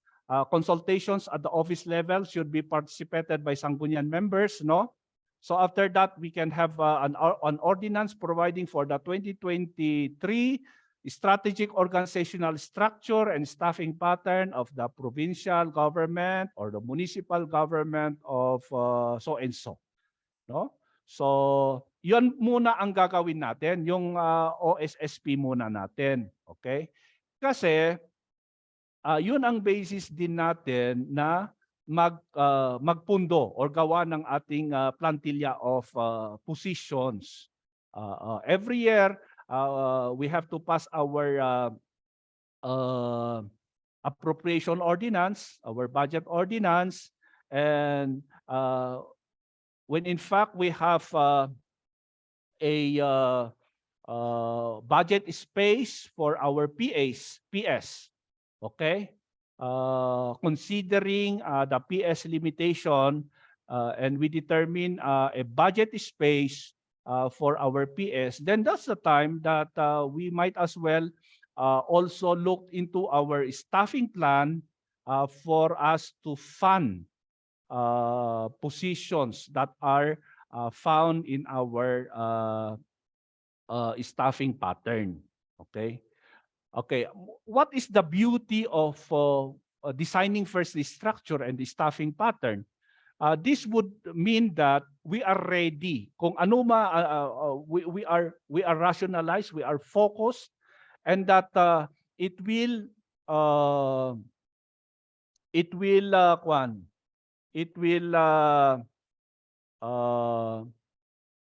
bar yung ating practice na kung minsan may isang tao tapos nagpapagawa lang siya, nagpapa-create lang siya ng kanyang posisyon.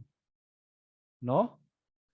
So I think I observed that kind of practice in some LGUs. Ada iti may isang supporter ini kandidato when no naging mayor, when no naging board member, mapan isuna ijay, create kayo man itikwa. Pwedeng mag-create kayo ng position ko, no?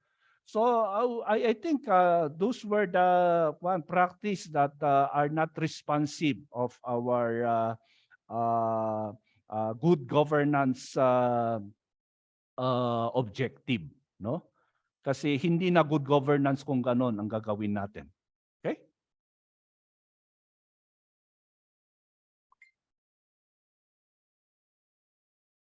The local chief executive shall furnish a copy of the Sangguniang approved OSSP, that is section 17 of CSCMC 12.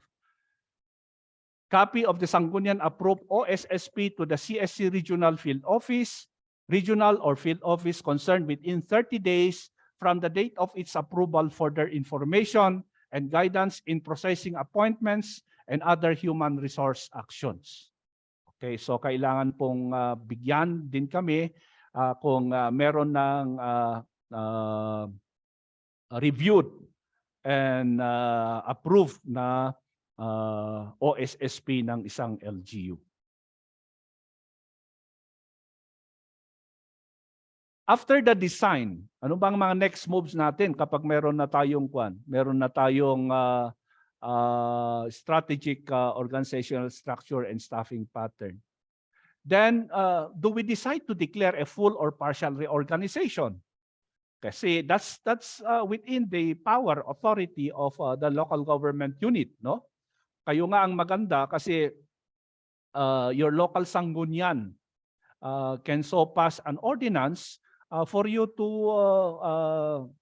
undergo reorganization. Sa national level, dadaan mo na sa Congress, no? Sa mga national line agencies. Dito sa LGUs, dadaan sa inyong local sanggunian. Okay. Now, providing for the enabling local ordinance towards reorganization. So there is a difference when we say restructuring and reorganization. So reorganization,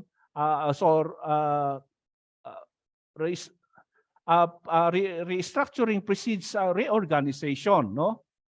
Dapat mag-restructure ka muna, i-define mo muna ang structure bago ka mag-reorganize. There are times na ang isang LGU agad-agad na nagde-declare ng reorganization without having a plan, a reorganization plan. Okay? Ay restructuring plan. So ang mangyayari diyan, half-baked at hindi talaga gaano na study ang pagkakaroon ng isang reorganization kung ganon. Kaya ang dapat natin muna gawin, yun ang sabi ko kanina, we have to enter into mag-undergo muna tayo ng restructuring bago tayo mag-declare ng reorganization for us to be ready to adapt what is the new structure as our in the new and the reorganization. Okay. So an ordinance providing for the 2023 reorganization of the provincial or municipal government of Section 19. We have to be mindful also of provisions of law which guides us in terms of undergoing reorganization. So in Section 19 of Republic Act 6656, otherwise known as an act to protect the security of tenure of civil service officers and employees in the implementation of government reorganization and its implementing rules and regulations as embodied in CSCMC number 13 series of 1988 shall apply.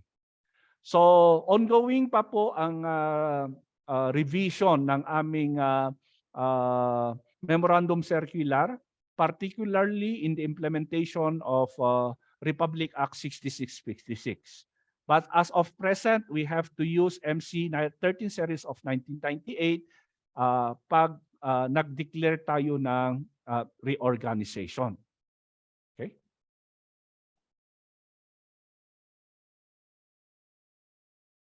Now, when we declare a reorganization, then we have to create a committee through an executive order, or what we call the placement committee. Okay? Kasi ang placement committee, that's a committee that takes over the functions of the human resource merit promotion and selection board, HRMPSB. Kapag nagkaroon tayo ng reorganization, ang HRMPSB hindi na magfa-function yan. Ang magfa-function ngayon ay ang placement committee. Okay? So ang placement committee may particular functions, responsibilities na gagawin until such time that the reorganization plan will be implemented. Okay. Take note, a while ago, when we do the restructuring, okay, and staffing pattern, or our organizational structure and staffing pattern, what we need is the change management team, no, to plan for the OSSP. We call it the change management team. But when we talk of the implementation of reorganization, the responsible committee is the placement committee.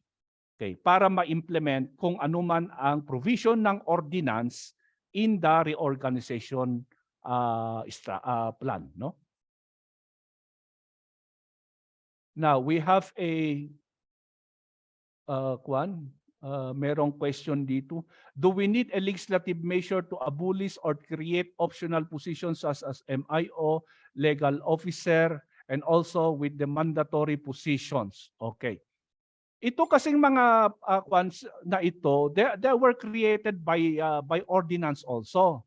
So which means to say, they can only be amended or repealed through an ordinance.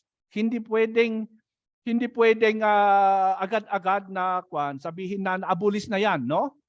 Kasi an ordinance can only be amended or repealed by an ordinance, a corresponding ordinance. Okay? So that's the answer to that.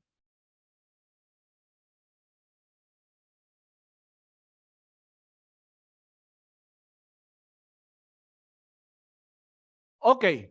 After that, what would be our next moves in terms of our organizational development? The committee shall consist of 2 members. Ito yung placement committee. Appointed by the head of the department or agency, a representative of the appointing authority, and 2 members duly elected by the employees holding positions in the first and second levels of the career service. Provided that if there is a registered employee association with a majority of the employees as members, that employee association shall have a representative in the committee. That is provided under RA 6656 for the creation of the placement committee. Take note, because that's a requirement of law, and you did not follow that, and there would be questions in terms of the implementation of reorganization, it might affect when an appeal is lodged with the Civil Service Commission on the basis of implementation of the provision of 6656, it will affect your reorganization, the implementation of your reorganization. Kaya kailangan po natin sundin kung ano ang nandun sa provision ng batas. Now, let me talk about in terms of change, no? When we try to improve on our structure, organizational structure, why do change efforts fail? Bakit na nag-fail ang mga change efforts natin? Particularly when we talk of restructuring, when we talk of reorganization. Bakit ba? Not establishing a great enough sense of urgency, no? Ibig sabihin, hindi naman talaga kailangan at ginagawa natin, walang urgency, so that will actually fail, no? Not creating a powerful enough guiding coalition. Take note that it should be shared that there really is a need among the stakeholders, no? Particularly between the legislative, the executive and legislative branch of the local government unit. Alam nyo, kung minsan, kailangan din natin gagawa ng magandang communication plan, no? Because if we communicate to the stakeholders, then there is understanding. We get them to understand the rationale behind this. Then acceptance is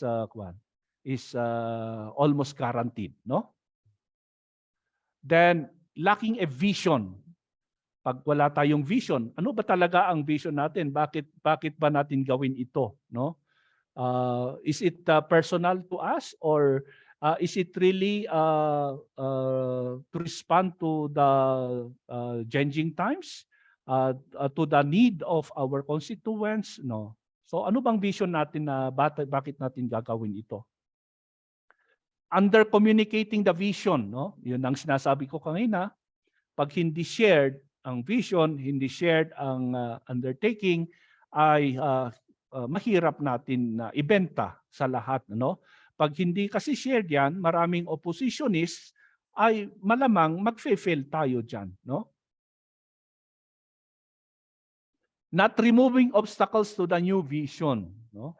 When we say removing obstacles, because of course initially there would be resistance that will happen, but the thing is that we have to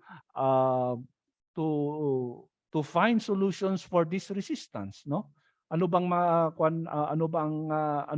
bakit ba may resistance, no? Dapat ituhog natin kung ano ang solusyon na kailangan para makaroon ng ma-share yung ating aim for restructuring. Okay. Then, not systematically planning for and creating short-term wins. Okay. So every now and then, kailangan talaga ang plano, no? Pag walang plano, mahirap na mag-succeed yan. Ibig sabihin, in terms of our aim for restructuring or organization or organizational development, what are our short-term objectives? No?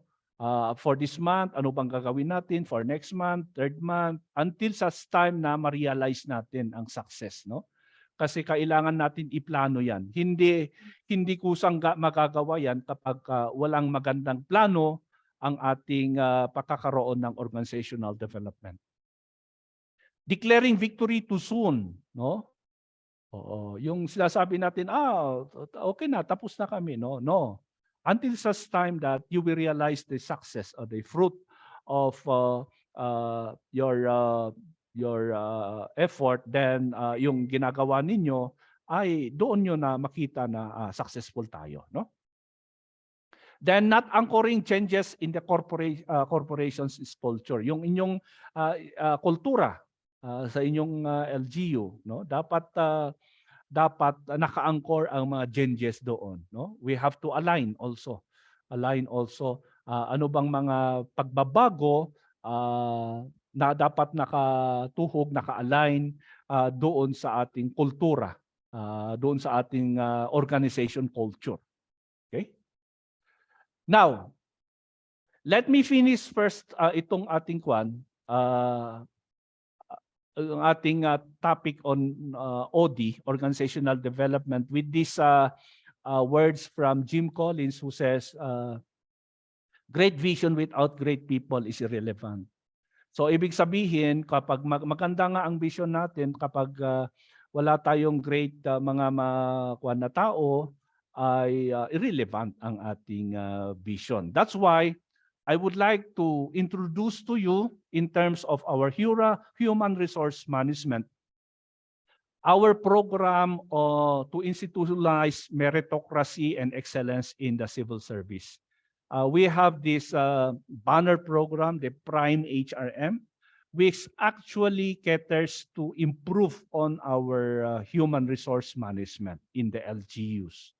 And I would like to mention that in CAR, we only have 2 LGUs that have achieved, that have garnered Bronze Award under our Prime HRM. Okay? And that is, we have particularly Baguio City and Baoco, LGU Baoco of Mountain Province, who are now bronze awardees for our Prime HRM. Ibig sabihin, they have exemplified global standards in terms of human resource management, particularly in the area of recruitment, selection, and placement, performance management, learning and development, and rewards and recognitions. On the basis of our assists, on the basis of our assess, then we reward these LGUs because they have they were found to have exemplified the global standards for human resource management on the 4 core areas of Prime HRM.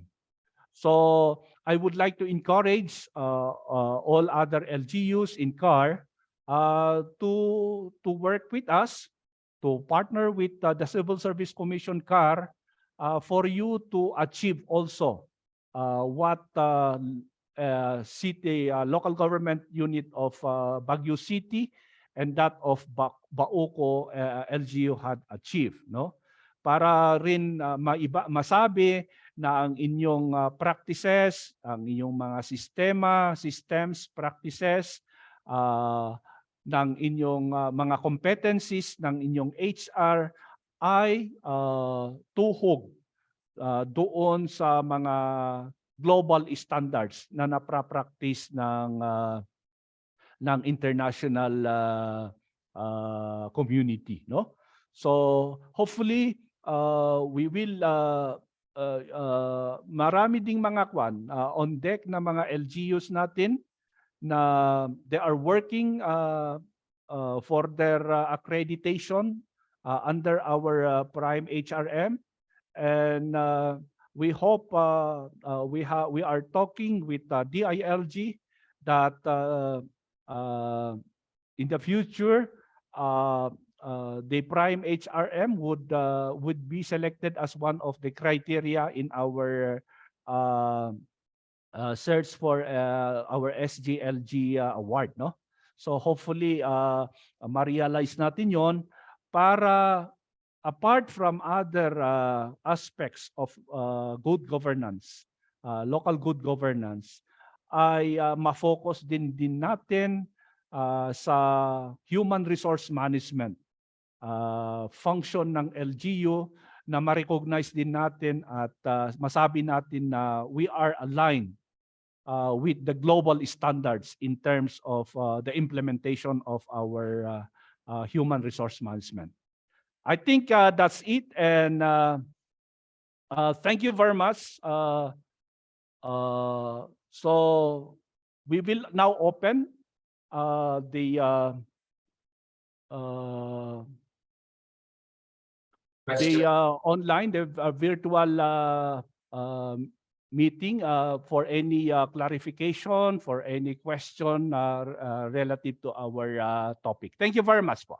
Okay, thank you very much. That is our Assistant Regional Director from the Civil Service Commission, Director Ruben Yuwacas. Bigyan naman po natin ng virtual clap si ARD for that very informative, eye-opening, reflective siguro. I took some notes. Ang question niya na that struck me the most was, why do change efforts fail? And he outlined yung sense of urgency, coalition, the presence of a vision, which is very important, removing obstacles. So siguro dun papasok how we ally ourselves, and yung creation of a systematic plan. And the quote that also captured me is what he mentioned here from Jim Collins: great vision without great people is irrelevant. Okay, and thank you very much again, ARD.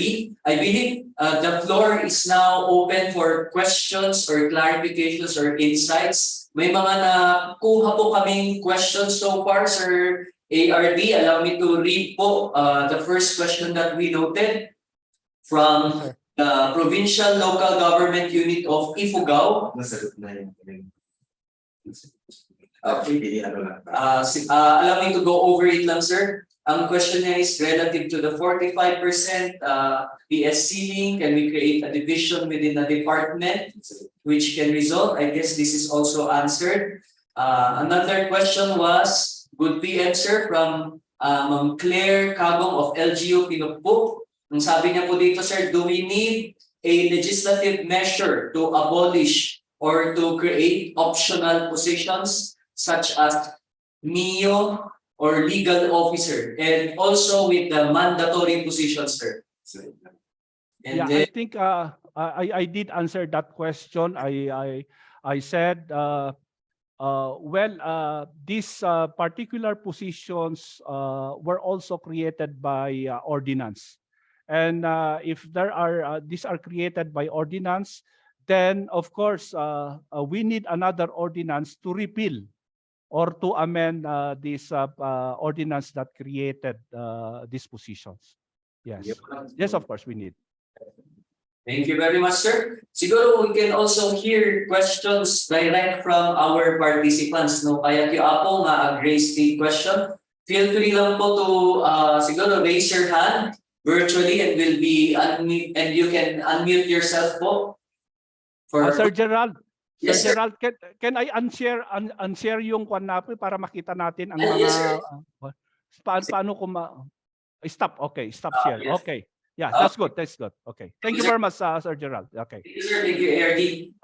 Okay po, natidaman tayo questions regarding the interesting yung discussion ni ARD about organizational structure, staffing pattern, and responding to the new governance landscape. Lagi din ma-remind tayo with all the policies that they have. Siguro some of us, we have questions. You are already encouraged po and allowed to unmute yourself po kung may question po tayo. Feel free lang po to raise your hand. Allow me to check lang po.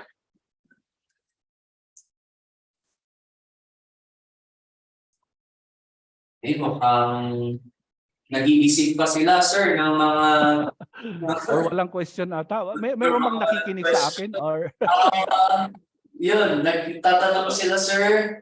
Dito, sir. Can we separate the office of human resource from the mayor's office, considering that we are a fourth-class municipality? A question from Sir Randy Baroga, sir.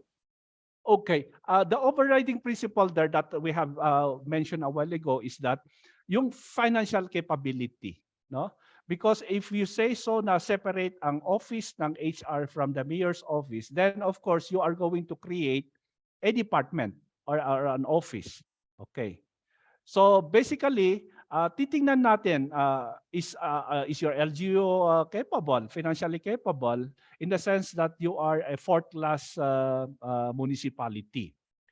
My suggestion is that if it's not, you cannot separate or create another department for HR, then you can create actually a work unit that is independent and attached to the office of the mayor.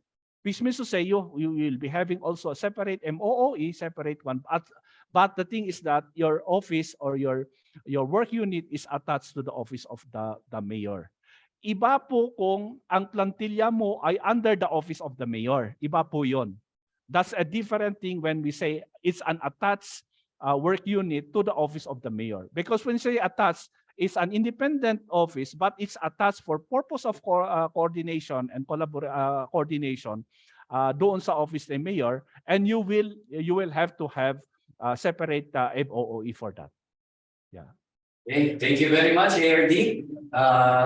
We go on back to our chat box kung may questions po or kung may clarifications din. You can also unmute yourself. For those requesting po for copies, we'll try to get po copy from ARD if you will allow it, sir.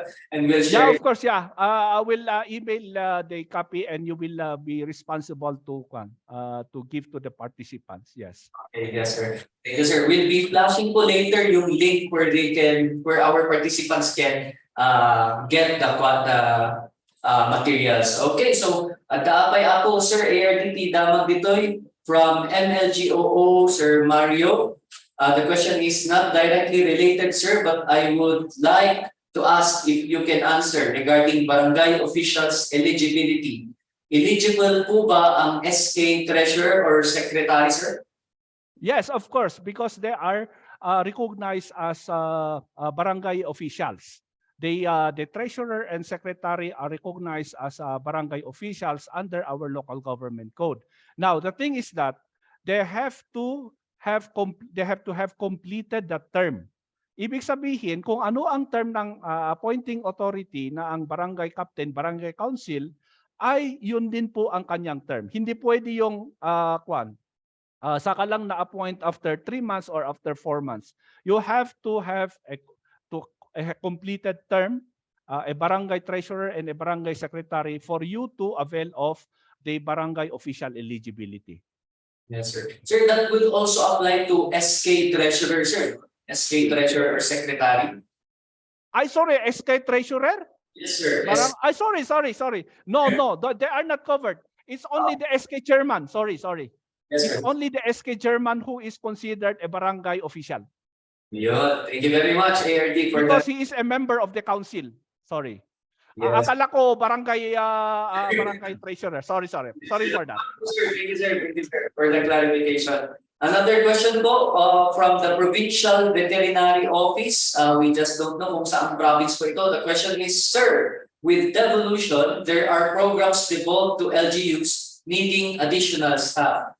Are positions for devolved functions not covered by PS limitation?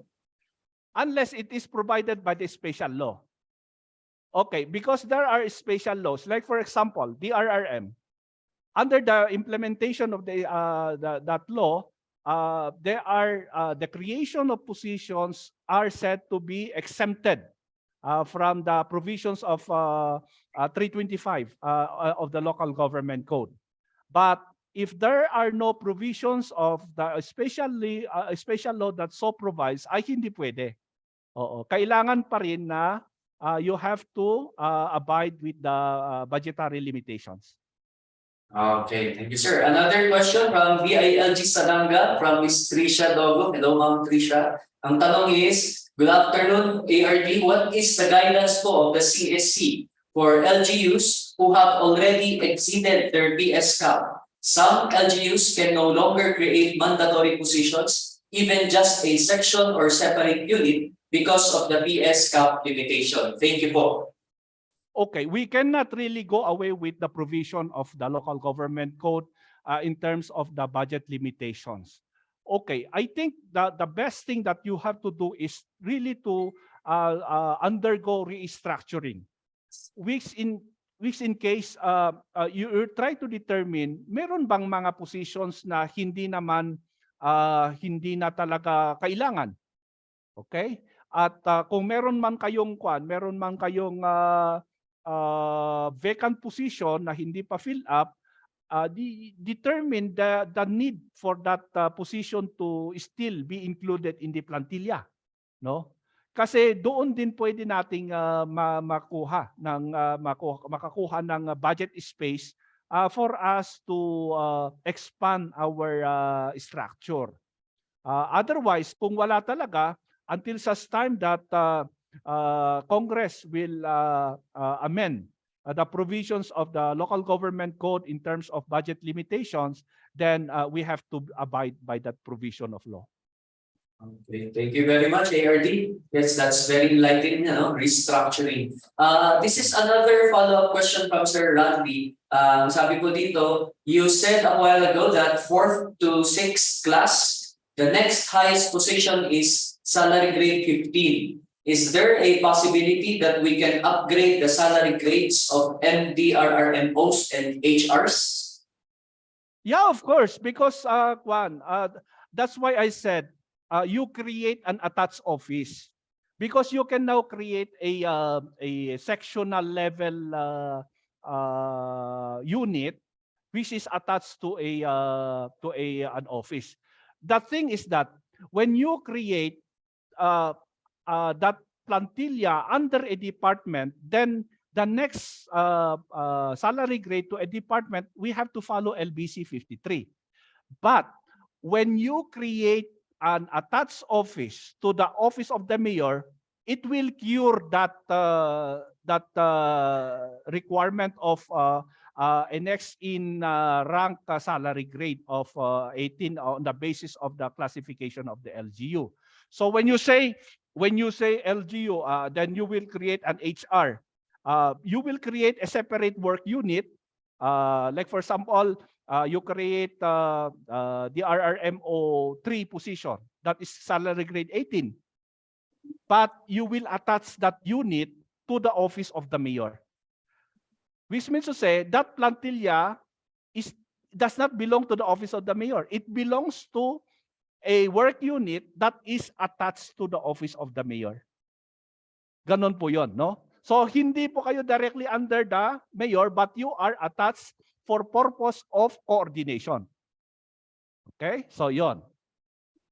Hey, that's very informative. Ano po? Another question from SBO Luna Apayao. Good afternoon, sir. Can the Sangguniang Bayan require through an ordinance the relevant qualifications of the 3 section heads of the office of the MDRRM, particularly disaster-related experience, for a minimum of 1 year? Thank you po.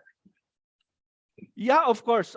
The thing is that if you so decide for a higher QS for a particular position, then that requires the approval of the commission, the Civil Service Commission. So when you pass, like for example, the Sangguniang Bayan would pass an ordinance providing for higher QS of a particular position, then you have to pass that to the commission for approval of that QS. Okay? Kasi kailangan, under our civil service law, kailangan i-approve ng commission ang QS na i-adapt ng isang government agency.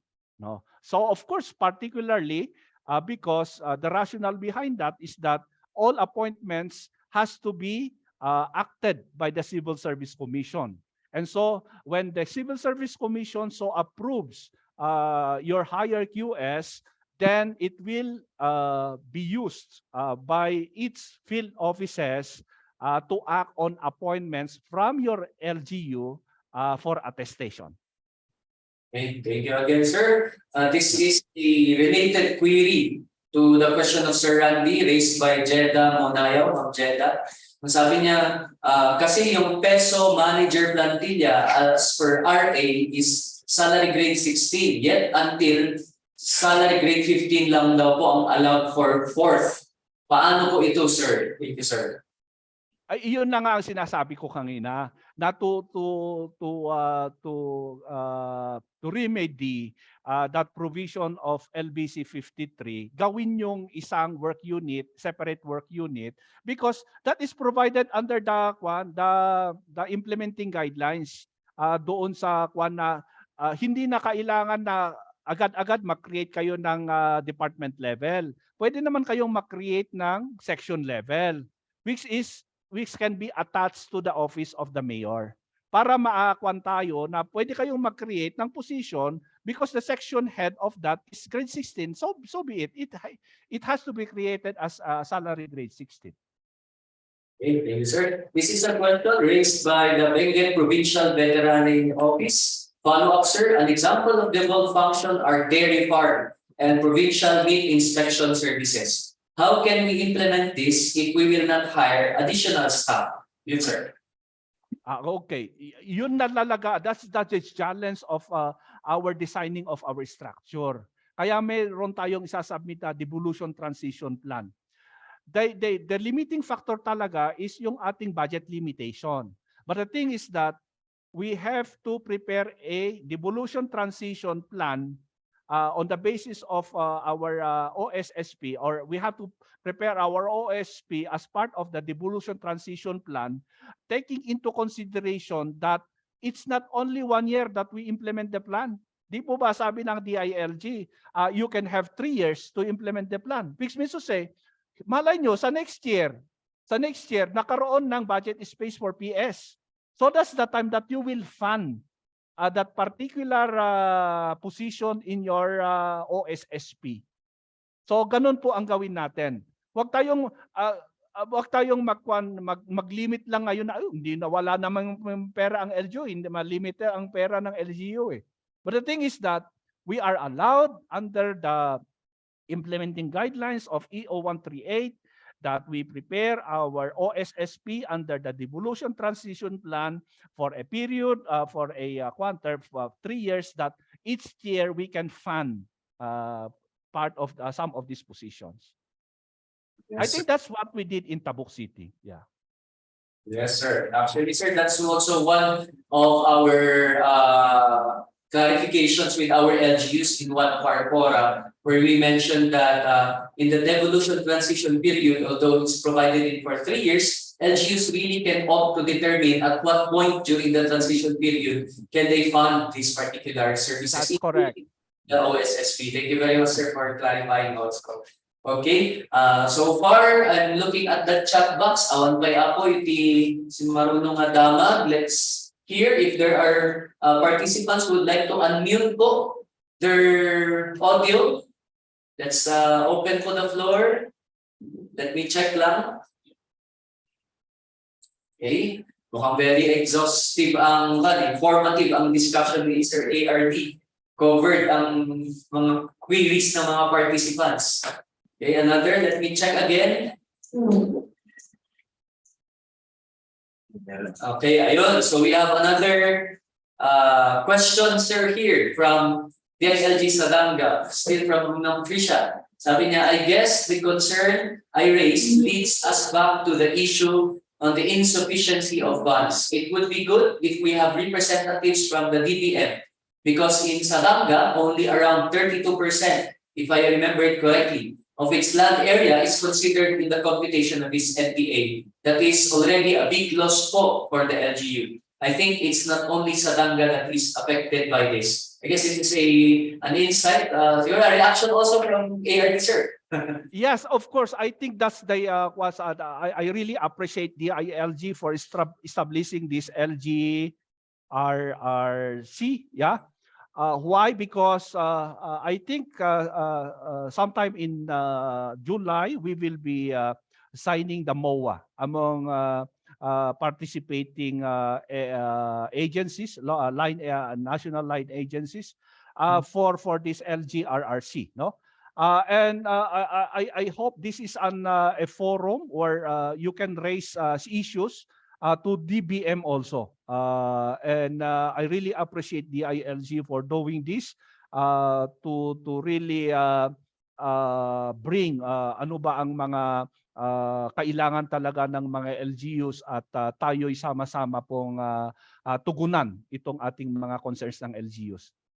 Okay, thank you, sir. Actually, yeah, we are in the process of reconstituting our LGRRC through the our MSAP members, and the CSC together with DBM is also part of our MSAP. We hope to forge greater partnerships to also address yung mga concerns similar to those raised by Ma'am Tricia. Okay, so another sige po, from LGU Alfonso Lista, yes po, we will be sending copies of the presentation through your email, but we will also be flashing po later yung link where you can download the materials that were covered for this particular session. Okay, so let me go back again po, baka may kalimutan lang akong question from our participant, also from Viva. Okay, another umabot, sir ARD, from Sir Randy.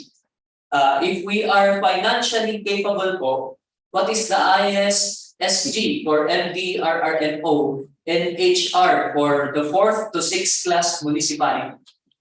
Yeah, you can actually establish a department level DRRM, no? If you are financially capable. Because it did not, the implementing guidelines did not limit in terms of the income class or the classification level of LGUs for it to establish an office level or department level DRRM. So pwede. Basta kailangan you are within the financial limitations as provided by the LGC. Yes. Okay, thank you, sir. Okay, another. Okay, yes, sir. We will be showing po in a moment yung link where you can download the materials later. So, Sir Elina, okay. So, let's call kung may follow-up po, last call from our dear participants, our LGU officials and functionaries, and even our DILG friends and partners. Kung may questions pa po tayo. Going once, going twice. Okay. Wala na. Okay, and that concludes po our open forum or question and answer with our resource speaker this afternoon, Director Ruben Wacas. We will be we're very happy indeed that you're a constant partner of the department. Bigyan po ulit natin ng palakpak, virtual clap ang ating ARD from the Civil Service Commission, ARD Ruben Wacas, for a very informative and engaging discussion in our Ipeyas Learning Session 3. Thank you very much, Sir ARD. Ang kayo po sir, for constantly being our partner, especially in this camp there, sir. Okay. Thank you very much din po DILG. Thank you Sir Gerald, and of course to the officials of DILG. Thank you very much for the invite, and we hope we will have to work hand in hand together for our LGU constituents. Thank you very much. Thank you very much, sir. So at this point po, to formally close our Ipeyas learning session, may I call po on the virtual space our Division Chief of the Local Government Capability Development Division, Sir Christopher Dave R. Alvarez. Okay, good afternoon everyone. So, clear po ba yung aking audio? No? Again, our gratitude to our resource speaker, Assistant Regional Director Ruben Wacas, sir. Really, na napatunayan naman natin while we are listening kay Sir ARD Ruben, na siya talaga ang expert sa subject matter na ito. No? So, kanina nga, napatigil talaga tayo kahit marami tayong mga inaayos na mga papers. At tayo ay napapatigil dahil sa napakagandang discussion ni Sir Ruben. For the information of everyone, actually, itong discussion ni Sir Ruben was already taken during our devolution discourse last year, no? When we invited our Assistant Regional Director representing the Civil Service Commission. And nandun din actually ang mga taga-DBM. Ang mga participants natin that time were our local chief executives and our local planning development officers. So, kaya nakita din namin na maganda rin na ulitin-ulit siya as one of the special topics for this Ipeyas, no? The Ipeyas program of the DILG-CAR. Kasi mas alam namin mas marami yung ma-reach out natin through this platform, ito nga Zoom, no? And isa nga sa lumalabas talagang pinaka-crucial na issue, no? Especially during the crafting or the formulation of the devolution transition plan. I know of some LGU functionaries, medyo may mga nagtampo, nagsabi kasi nahirapan sila sa paggawa ng DTP, pero dun sa pinaka-exciting na part wherein the updating of the OSSP, marami silang nilagay na mga additional hiring of personnel because of this devolution, no? However, nung approval na ng DTP, ay hindi na take into consideration yung mga positions na yun because of this issue on the PS cap. So yun nga, talagang isa itong never-ending na issue, this PS limitation. But I would personally, I would agree, no, with our Assistant Regional Director dun sa guidance niya that the LGUs, it's already high time for the LGUs to revisit, no, religiously their organizational staffing pattern because of there are positions that really, no, pwede nang i-collapse or pwede nang i-merge or pwede na talagang i-let go and create these positions which are very responsive to the needs, no, of these times, no. So kailangan talagang tingnan na yun. But I do understand, no, we do understand that it takes political will, especially to our leaders. It takes political will kasi may mga masasagasaan na mga tao at meron din mga mapapaboran. So that's why kailangan lang siguro may maintindi ng maigi sa kanila. And very timely rin ang discussion na ito, I do believe, because currently sa ARD, ongoing po ang mukhang karamihan na yata tapos, no, sa kanilang assessment and validation of the Seal of Good Local Governance, wherein isa yan sa nahihirapan kaming sagutin as validators, as assessors, yung mga salary grades, no, na hinahanap for the certain for the positions required. So kaya kanina napapangiti na lang ako ng mga tanong natin ng mga kasamahan, especially our MLGOs are the yung mga about sa peso, no, about sa mga other positions na hinahanap ng SGLG. But Sir ARP, we took note one of your suggestion that the SGLG may consider to include the prime HRM as one criteria. Just to let you know po, meron po kasi tayo ang nagde-decide po kasi kung ano yung mga criteria to include in the SGLG is our SGLG Council. No, meron po tayong 10 members, no, 10 agencies. So ang SGLG po ngayon ay hindi na DILG lang yan na program. This is a program of the national government wherein DILG is the head secretariat. So DILG is one of the only one member of the SGLG Council. Luckily, of course, kasi ang CSC ay independent commission siya, hindi kaya even COA nga hindi kasama, pero karamihan sa mga talagang makakatulong sa amin ay yung inputs ninyo with this SGLG, yung inputs ng civil service, inputs ng COA. But yes sir, we'll talk of that and we'll raise this suggestion also to our central office for them to discuss during the kailan ba? Kasi parang fourth quarter yata sila nag-start na mag-discuss on the criteria that needs to be included for the next SGLG assessment. So for this year, baka fourth quarter or nag-start na sila this third quarter for the 2024 SGLG. And yes, nabanggit kanina rin, no? yung Ipeyas, no?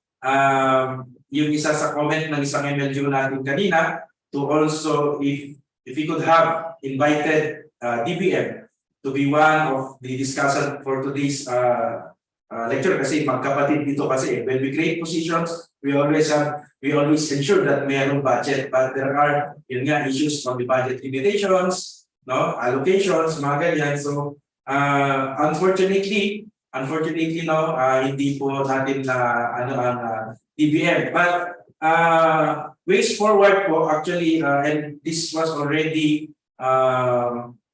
parang si RD na ang nagsabi na the Ipeyas program is now a regular program of the DILG-CAR or the LGRRC, no? The Cordillera Local Governance Resource Center, Regional Resource Center. So parang sa susunod na mga araw, meron na naman tayong mga session. Actually, dun sa original design na ginawa namin, hanggang etong session na lang. No, hanggang etong session na lang yung Ipeyas. But nung nakita namin yung kagandahan, no, ng interactions, yung conversations, no, between these speakers and the LGU functionaries, ay nakita natin na kailangan natin ituloy-tuloy itong program na to. Actually, it has been discussed during our devolution the Committee on Devolution, that yung mga pinaglalagay po natin sa ating capacity development agenda, nag-identify na po ang ating mga agencies, national agencies, members of the COMDEP, ng mga common na mga issues na kailangan addressan, and they come up with topics. Ito mag-start tayo by July, no? By June 27. June 27. Meron tayong June 27. Organizational change management. Organizational change management. So parang karugtong lang itong topic na ito, no? So again, it will be again the civil service will be our resource speaker on that. But regarding going back to the DBM, we will invite DBM also to be one of our discussant for the siguro topic on budgeting, para ang makasama naman natin ngayon ay mga nakita ko mga HRMOs, no, para sa next naman ay ang ating mga budget officers. But also we highly encourage pa rin that our local officials should be on board, no? Siguro ang sinasabi ng iba kasi, bakit kasi Zoom? Bakit kasi online, mahina ang signal? Ito lang kasi nakikita namin paraan to the easiest way for us to connect you. I know naman na most of you are already familiar with the platform. Ang problema lang natin siguro is the connectivity, no? Pero pag ano kasi yung mga ganito, alam niyo na, kulang tayo sa pondo, so ito kasi libre. No, libre yung platform. I mean, may binabayaran minimal lang.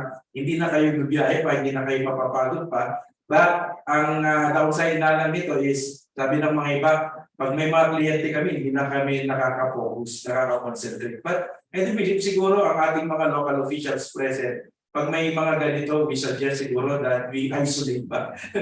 We isolate our participants para or we excuse them to para makafocus sila. Kaya nga ginawa namin yung mga sessions, ginawa lang namin 2 to 3 hours. No, 2 to 3 hours para hindi naman maghapon kasi we know na overwhelming. Ngayon pa nga lang, no, napakarami yung discuss ni Sir Ruben, no, parang overwhelmed na ang karamihan, but very fruitful yung discussion. So, ayan po, no, yun yung ways forward natin regarding sa program na ito, Ipeyas. So, expect again that we'll be inviting you to join and participate with this mga ano lang, parang ano bang tawag natin pag continuing sessions natin, no? Parang informal lang na nag-uusap lang tayo, pero magkakaiba from the different parts, from the different NGOs, no, ang mga participants. So, and we also expect, no, the coming sessions ay mas maging interactive pa. Kaya ngayon, ang daming questions. So, yan po, no, again, on behalf of our regional management, headed by our Regional Director, Araceli A. San Jose, kanya pong ipinapaabot ang kanyang taus-pusong pasasalamat, especially to our resource speaker, again, Sir Ruben, and the whole Civil Service Commission CAR team. Maraming salamat po. And of course, sa ating mga participants, so sa inyong pakikinig, at sana ang panalangin ko namin ay lahat ng mga natutunan po natin ngayon ay ating pong ma-i-apply sa ating mga trabaho bilang mga servisyo, mga public servants po. Yun lamang po, maraming salamat. Okay, thank you very much. That is our Division Chief, Sir Christopher Dave R. Alvarez.